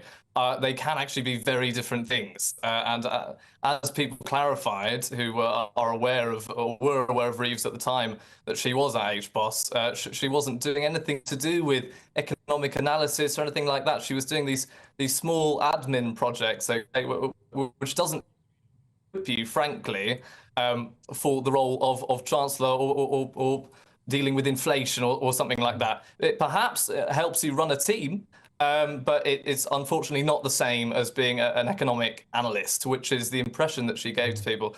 The second point is that she is the Chancellor of the Exchequer, and it's right that we direct scrutiny at the top politicians of the land. And when they're not truthful, or it appears that they're not truthful, that should be spoken about. People are interested in this. This story's been also covered in the Telegraph, the Mail, for example, and I think questions now do need to be answered by Rachel.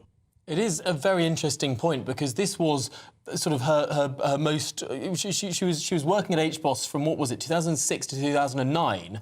She then became elected as an MP in 2010. I mean, this was all of her private sector experience, what she would have told her local association, what she would have told her constituents, saying that she was an economist at one of the biggest banks in the country. Turns out she was in retail banking. That is something that is profoundly different. That's exactly right. And she claims on her candidate leaflets in 2009 and 2010 that she was working as an economist at the Bank of England and at HBOS. There's a sly use of language there, but perhaps it's an innocent mistake, but it certainly gives an incorrect impression to the public. OK, well, Max Young, news editor at the Guido Fawkes website, thanks very much for joining us this afternoon. Well, if you have an immaculate digital footprint, never ever said anything wrong that you regret, you're probably the right person to stand for Parliament. But there may only be one or two of you in the whole country.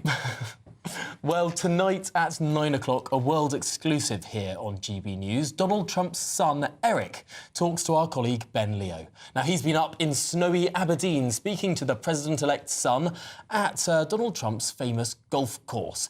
He even has a message for farmers in this country. And they're willing to put in the time, they're willing to put in the blood, sweat, and tears.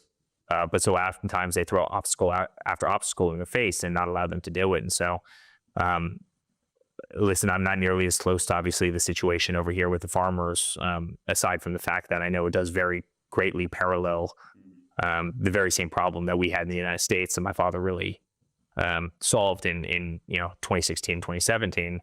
But what you asked what I would say to the farmer, we love you. And I think across and universally across the UK, I'm not sure if I've ever met a farmer, somebody who's heavily involved in agriculture, that didn't love our family. Yeah. And didn't love Donald Trump and everything he stood for. So I guess my message to them would be go out, fight like hell, make your voices heard, and hopefully you'll achieve the same result that we achieved on the opposite side of the pond. But you have a friend in us and you have a friend in our family. Well, you can catch that bombshell interview just weeks after the Donald won the US election on Patrick Christie's show tonight at 9 p.m, only on GB News. Well, this is Good Afternoon Britain on GB News. Up next, Putin pushes back against the USA as fears of nuclear war continue to grow.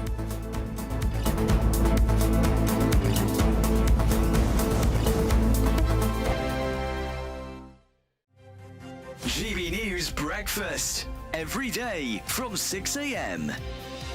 The latest Channel 4 Dispatches documentary has revealed details about the royal family's finances, including reports that private royal estates have received millions of pounds of income from public bodies and charities. Morning, and morning, Stephen. Absolutely, I'm not shocked either. And also, as a former butler, I was also a duchy rentee. I used to rent one of the properties, and we were always aware of the property portfolio. I don't think it's kind of a big news thing. Obviously, part of the, if you like, the business side is these two duchies, Cornwall and Lancaster, and the late Queen obviously was the Duke as well of Lancaster, and now you've got the Prince was obviously, or the King, when he was Prince, had the duchy. And these properties, portfolios as well, I mean, obviously they make money. I mean, but they've been around for, I think they go back to George III, if not before. GB News, the People's Channel. This is Britain's newsroom, where your voice matters. It's just astonishing. With expert analysis and honest opinion, we don't just keep you informed. We bring you unique perspectives you won't see anywhere else. Can't argue with any of that. When the news happens, it happens here. On Britain's newsroom, weekdays from 9:30 a.m. Only on GB News. In the GB Newsroom, we bring you the news as it happens. With our team of dedicated journalists across the UK. We're ready to keep you up to date with what's happening every half an hour, every single day. Bulletins here on GB News. The People's Channel. Britain's news channel. I'm Christopher Hope. From pop stars to politicians, I'll interview anybody in a pub who's got a political opinion. Join me every Friday on Spotify, Apple Podcasts, YouTube or gbnews.com, or wherever you get your podcasts. This is GB News, the People's Channel.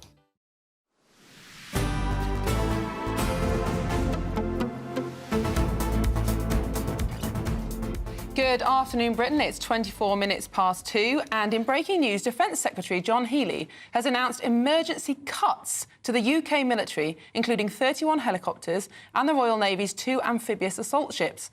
Former Royal Navy flagships HMS Albion and HMS Bullock will be decommissioned as part of a series of money-saving cuts. Well, here with the very latest on this developing story is our Home and Security editor, Mark White. Mark, defence cuts on the day that we learn potential escalation in Ukraine.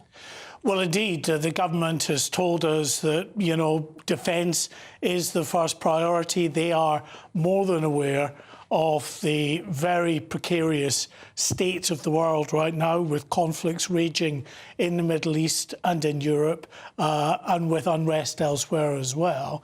And Britain's armed forces, well, it has suffered from decades of salami slicing of a budget that's been hollowed out, not just by this government. I mean, this government is just in, but successive governments, Conservative governments, and then go back previously to Labour governments before.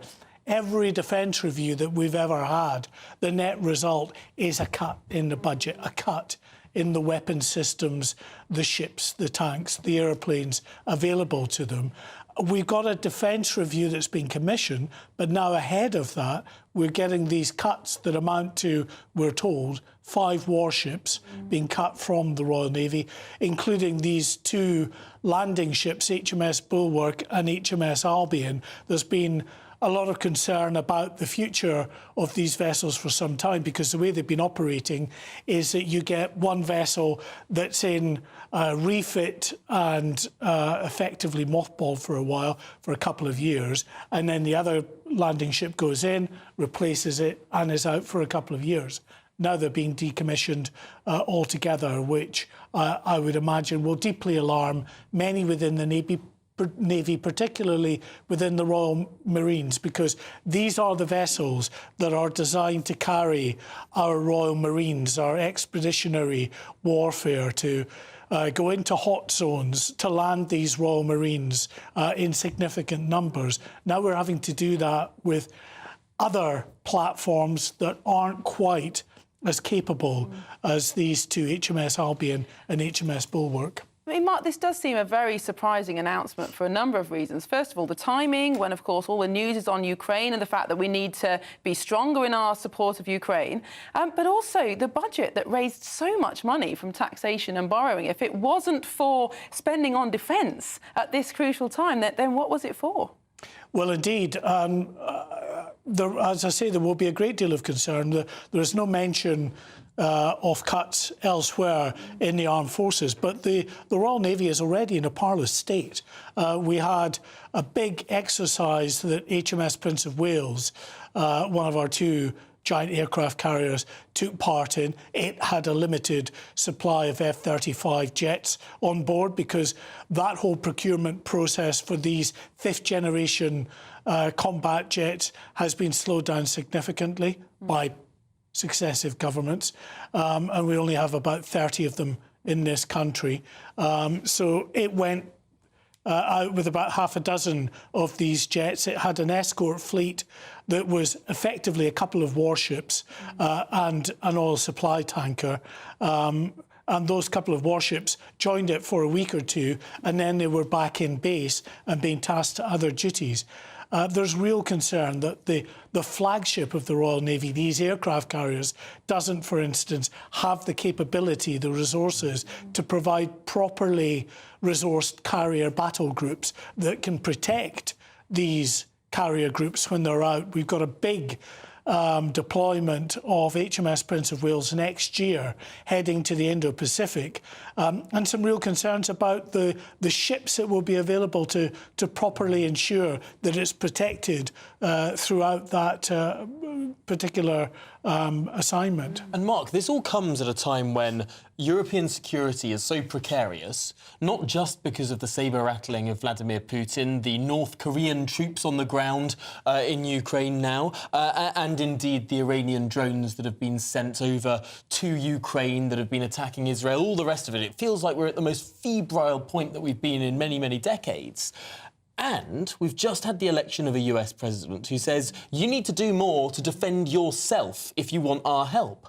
What on earth sort of message is this sending to the United States of America if instead of doing more, we're now doing less? And it flies against, actually, what a lot of other NATO countries are now doing, because the invasion of Ukraine was a wake-up call for many of those, including Germany, which just allowed its defence systems to disintegrate over the decades. It's now investing much more money in its defences. It's still not going to take it up to 2% of its GDP, but it's a lot more than it has been. And that wake-up call has been felt by quite a significant number of NATO allies. So to have these cuts ahead, as we say, of the actual defence review, and no one expects that defence review really to come away with anything more than more cuts to departments in the RAF and the Army and the Navy as well. It's often the way, and what you'll get, of course, is the bean counters who'll say that, well, this big ticket item, that can go. What we really need to be relying on is all of this modern warfare, like drones and systems, unmanned systems. What does that mean? It means cheaper, doesn't it? Yeah, unmanned systems, you don't need the personnel to man them. But Mark, you mentioned Germany. Of course, there was a scandal recently in Germany that in a NATO exercise, they were training with broomsticks rather than guns. That was under a previous defence secretary who served in Germany from 2013 to 2019, called Ursula von der Leyen. I wonder whatever happened to her. I'm not sure. Recognise that name. But, and of course, the one thing that the Ukraine war has shown is that conventional warfare is not over. You still need infantry, you still need this hardware. Absolutely. It's not all cyberspace. It's absolutely attritional warfare. You know, back to World War I style warfare in the trenches and with tanks and heavy artillery. You know, it can't all... Yes, a lot of it's being done with drones, but you can't all make do with drones. You know, there is absolutely, as shown by the Ukrainian war, a need to have these boots on the ground. It's this and, not this or. But Mark White, thanks so much for joining us with that breaking news. And I'm sure we'll be following up that story throughout the day. Well, coming up on Good Afternoon Britain, the police investigation into Alison Pearson comes under increased scrutiny after new reports emerge over their handling of a case involving a controversial imam. More on that after your headlines with Tatiana.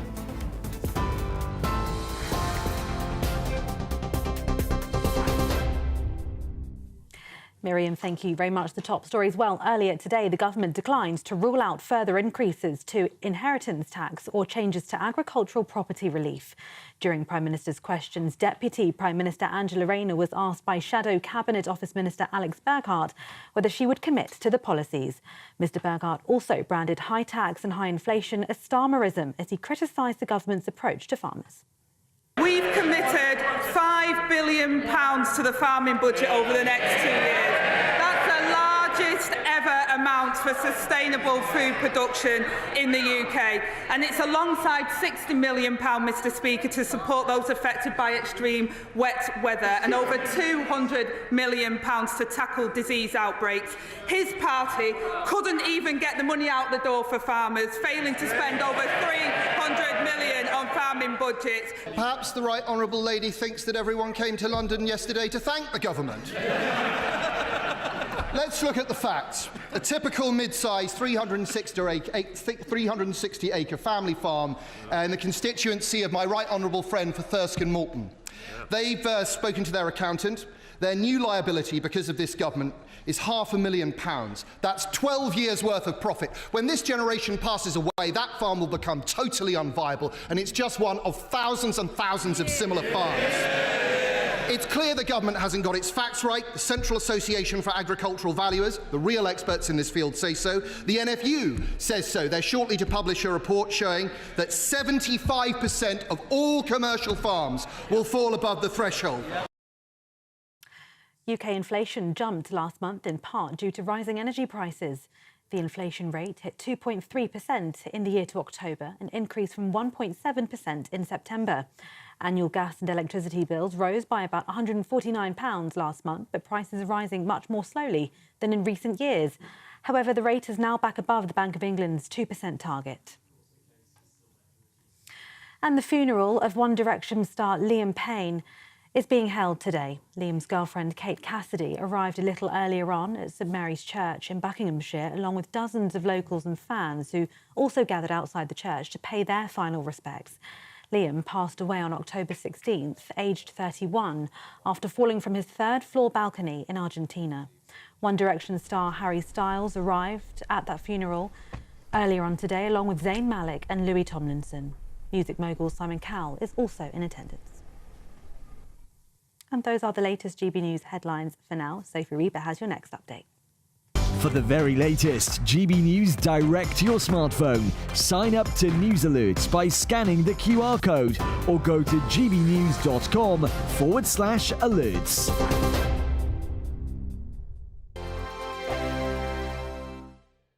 Hello, good morning and welcome to your GB News weather update from the Met Office. It certainly was a cold start this morning. We're expecting further cold weather on the way with wintry showers, though for many of us we're actually going to see lots of fine weather, lots of sunshine, though it is going to be feeling cold. That's all thanks to this cold northerly flow that's currently stretching across the country, bringing in those wintry showers, particularly across parts of Scotland. Plenty of snow and sleet showers here, and just feeding into northern exposed coasts. Northern coast of East Anglia too could catch these, but generally any exposed coast could catch these wintry flurries. But inland, many of us are going to see plenty of sunny spells, though it is going to be feeling cold. Highs of only around 5 or 6 degrees in southern parts of the country. Now, we do have some snow and ice warnings issued for the Met Office for the overnight period. For parts of Scotland, for example, where we're still expecting those snow showers to feed into northern coast, feeding through into inland areas too. But even where we don't see the showers and we see clear spells, it is going to be turning cold with some frost and plenty of icy stretches. Still a few showers feeding around exposed coasts, but plenty of clear spells as we head into the overnight period. And that does mean it's going to be turning particularly cold as soon as the sun goes down, with frost and some ice patches in places, so do take care. A change on the way there across the southwest as we see outbreaks of rain move into parts of Devon and Cornwall. This could be heavy at times and once again could fall as sleet and snow, mainly above high ground. But a cold night on offer, and once again do take care as it could be frosty and icy to start the day on Thursday. So those showers continuing across parts of Scotland, still falling as sleet and snow, but we do have outbreaks of rain feeding in across the south, once again falling as sleet and snow mainly above high ground. But across the central slice of the UK, once again plenty of sunshine to go around, but it is going to be feeling cold with highs of around 5 Celsius. Bye for now. The latest GB News travel. Good afternoon. Hello, I'm Jules Buckley. The high street between Horsker and Cloughton in North Yorkshire, that's the A171, still closed because of the snow. Now, the eastbound M56 junction 11 to 10, that's Prestonbrook to Stretton. An obstruction there means it's heavy going and partially blocked. On the northbound M6, currently just one lane out of 4 open from Stafford North at junction 14 up towards the services there. Now, there was an earlier pickup truck fire, spillage of diesel as a result, so queuing back towards Stafford south of 13. Indeed, routes in and out of Stafford slow going as traffic seeks an alternative route.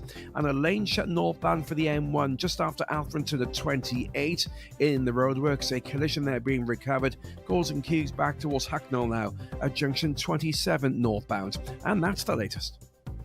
You can stay up to date throughout the day by visiting our website gbnews.com.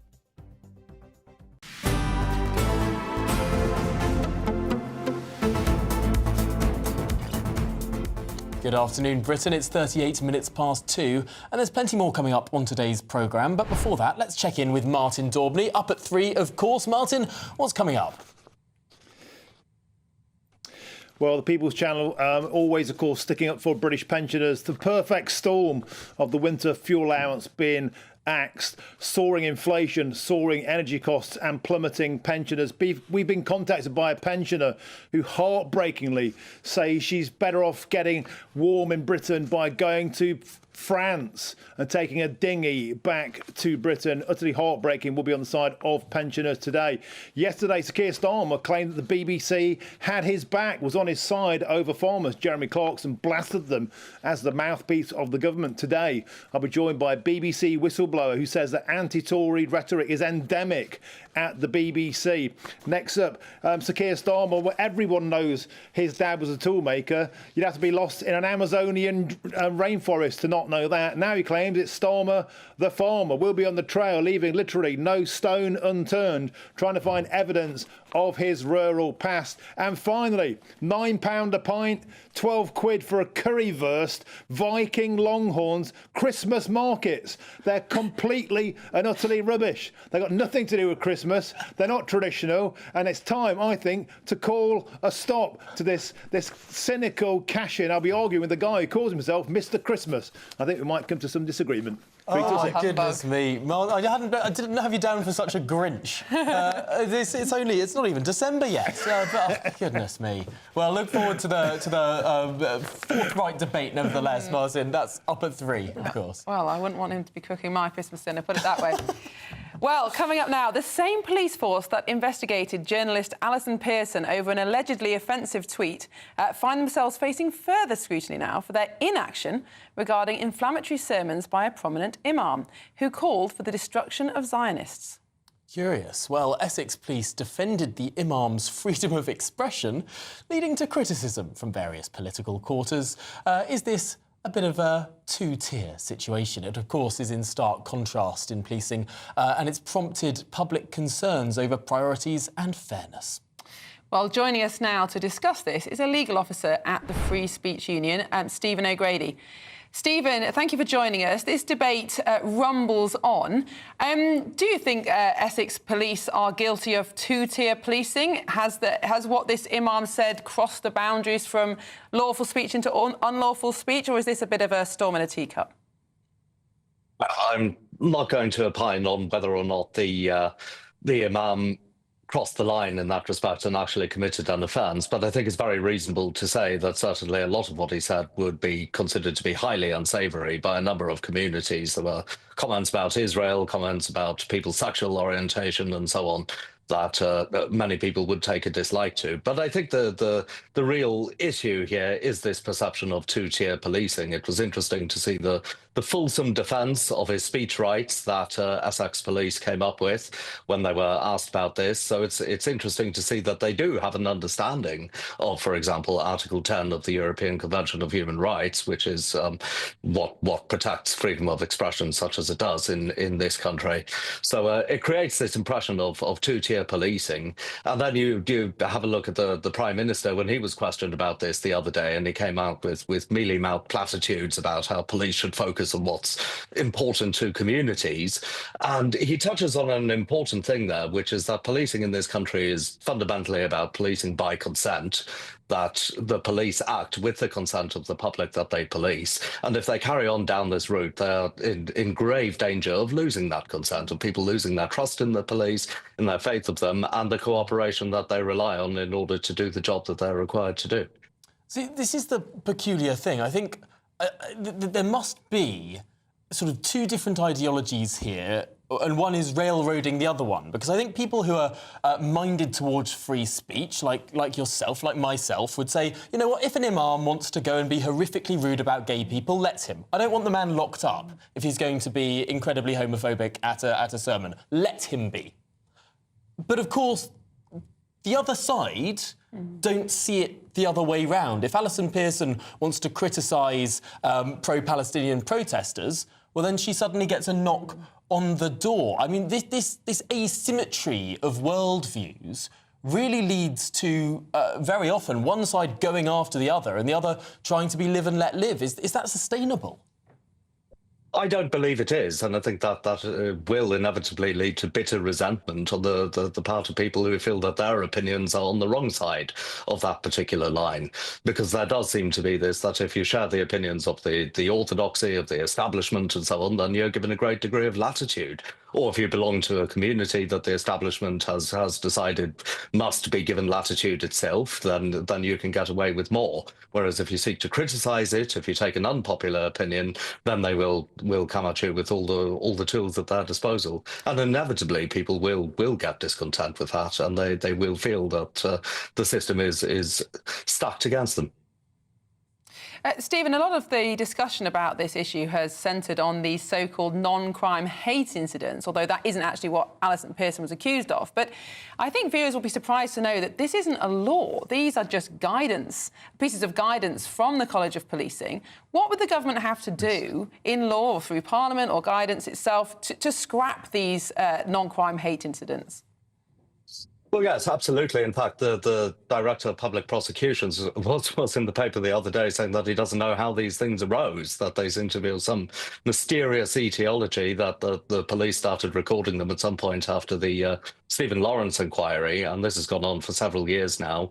It sort of came to a head a few years ago. There was the very prominent court case with Harry Miller, who challenged an incident that had been recorded against him for a rude poem on Twitter. And following that, the government put some statutory guidance in place that was promulgated by the College of Policing, which was meant to restrict police forces' ability to record these incidents and give parameters in which they could be done. That plainly hasn't worked. We see that, in fact, the number of non-crime hate incidents has increased in some constabularies since that guidance was released. So I think probably primary legislation would be needed if there were political will on the part of government, which is a separate question. But to clip the police's wings on this and simply say that they are not to record the private data of citizens for the opinions they express unless there is an actual crime that is being investigated. Well, Stephen O'Grady, a legal officer at the Free Speech Union, thanks so much for your time on this developing and perennially concerning issue. Well, in response, Essex Police have said in a statement, simple tagging of our forced social media accounts will not constitute reporting a crime, as we need to be able to effectively triage, record, assess and take certain key details with any reports we receive. Thankfully, we have a number of simple methods of reporting offences, which we ensure we promote consistently. You can let us know by submitting a report on our website. Alternatively, you can call us on 101, always call 999 in an emergency. Well, this is Good Afternoon Britain on GB News, and coming up, Jaguar's logo seems to have lost its roar as the car brand goes through a little bit of a controversial redesign. Nightmare commute. Kick it up a gear with GB News Radio. You can listen online and on DAB+ and on the GB News app. We're also on TuneIn and the Radio Player apps. From the school run to rush hour, get revved up with GB News Radio. We are the People's Channel, Britain's news channel. Martin Daubney, weekdays from 3 p.m. After the Hollywood ending that Wrexham Football Club have got, can Chorley FC benefit from a bit of the old celebrity magic dust? I can't see why not. The guys have been down a few times now, and when they do come down, obviously they're bringing that with them. A little town like Chorley doesn't see much of the charts and big stars, so it's really nice to see them, and we always welcome them when they do come down.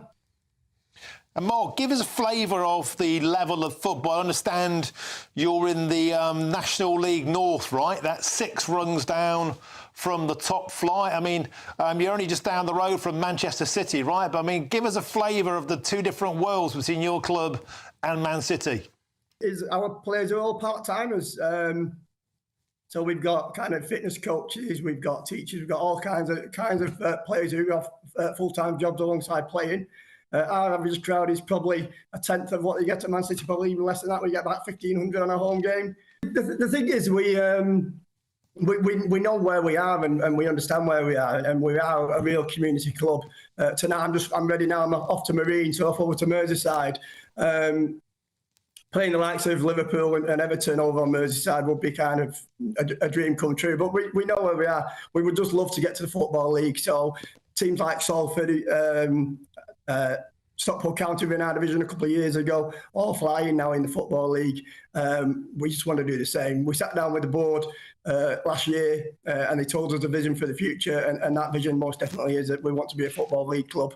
When we went to the Premier League, I know the boys have been saying that they 30 years we'll be in the Premier League and winning it. Well, let's hope we are, and let's hope I'm still around to see that. GB News, the People's Channel. We're proud to be GB News, the People's Channel. And as you know, we always love to hear your views. Now, there's a new way of getting in touch with us at gbnews.com/your-say. By commenting, you can be part of a live conversation and join our GB News community. You can even talk to me, Bev Turner, or any of the members of the GB News family. Every Saturday, 10 till 12, we'll bring you all of the news that you need to know. We'll also remind you that there is so much to smile about. It's my favourite time of the week. I get to relax, enjoy some light-hearted stories, and let Ellie teach me about fashion too. That's Saturday Morning Live, every Saturday, 10 till 12. Only on GB News, Britain's news channel.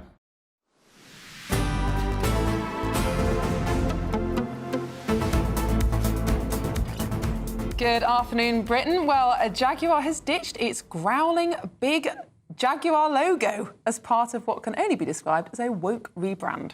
Well, a badge that had been used for decades, of course, on the bonnets of the luxury cars has been swapped for a curved geometric J badge.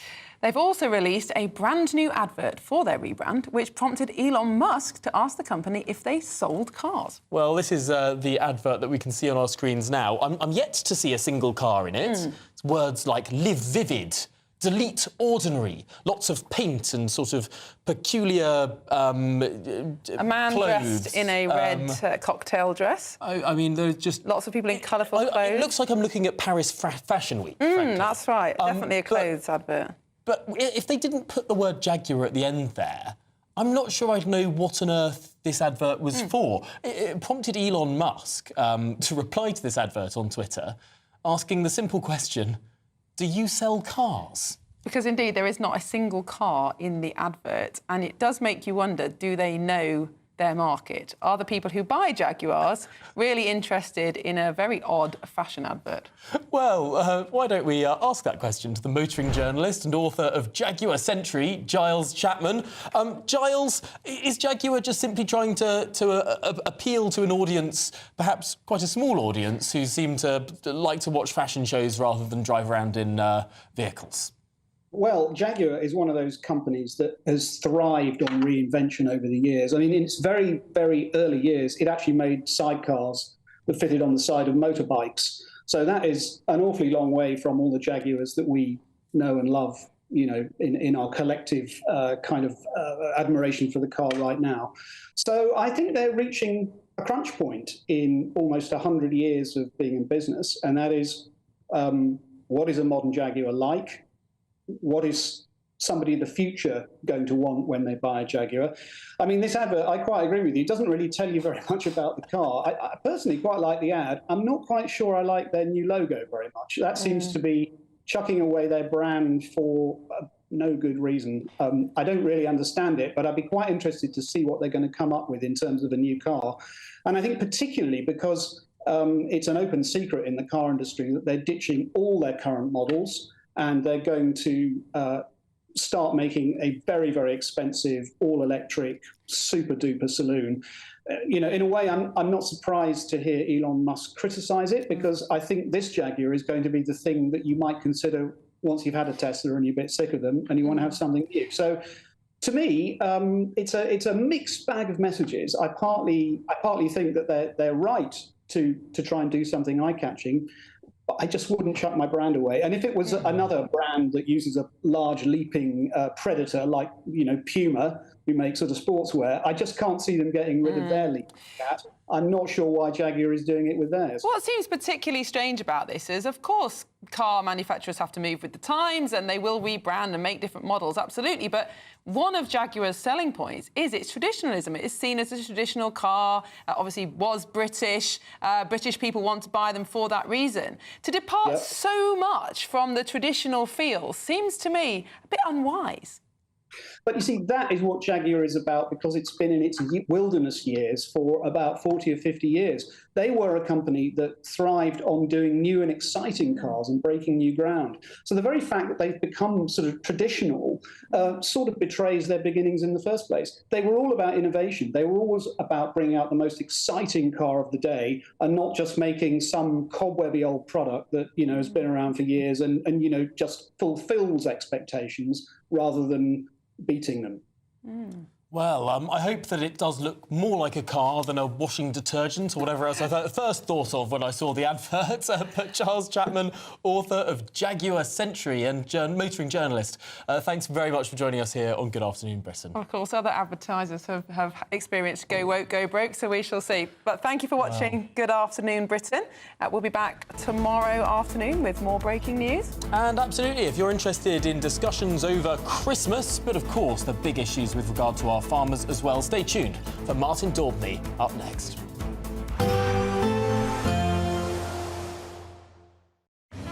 A nice bright morning will generate a lovely warm day, right through to the evening. Boxed Solar, sponsors of weather on GB News. Hello, good evening. Welcome to your GB News weather update from the Met Office.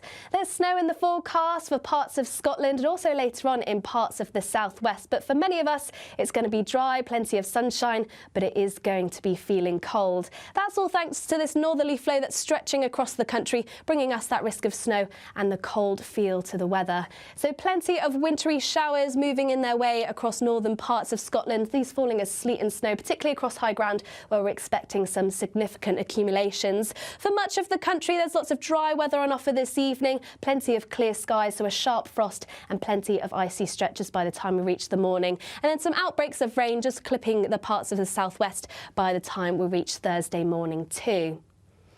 So plenty of wintry showers continuing across northern parts of Scotland, these feeding inland at times too, with some sleet and some snow. Some just feeding into northern parts of Northern Ireland, perhaps northern parts of Wales too. But for many across northern parts of England, elsewhere across England and Wales, plenty of clear skies to go around. So once again, a sharp frost and some icy stretches, so do take care for the Thursday morning commute. Across the southwest, though, a different story. We have outbreaks of rain just clipping Devon and Cornwall, later on into southern parts of England and Wales. This heavy at times and falling as sleet and snow over high ground, though it's not out of the question that some flurries could fall to lower levels too, which may cause some disruption. Wintry showers continuing across the north, but once again across Wales and the central slice of the UK, plenty of sunshine to go around, though it is going to continue to feel cold. As we head into Wednesday, there is still a risk of some snow showers, particularly around any exposed coast. But once again, there's still going to be plenty of sunshine on the cards. Still feeling particularly chilly, though, especially in any brisk winds that will catch across any exposed coasts. To finish off the week and into the weekend, we're expecting further unsettled weather with heavy rain and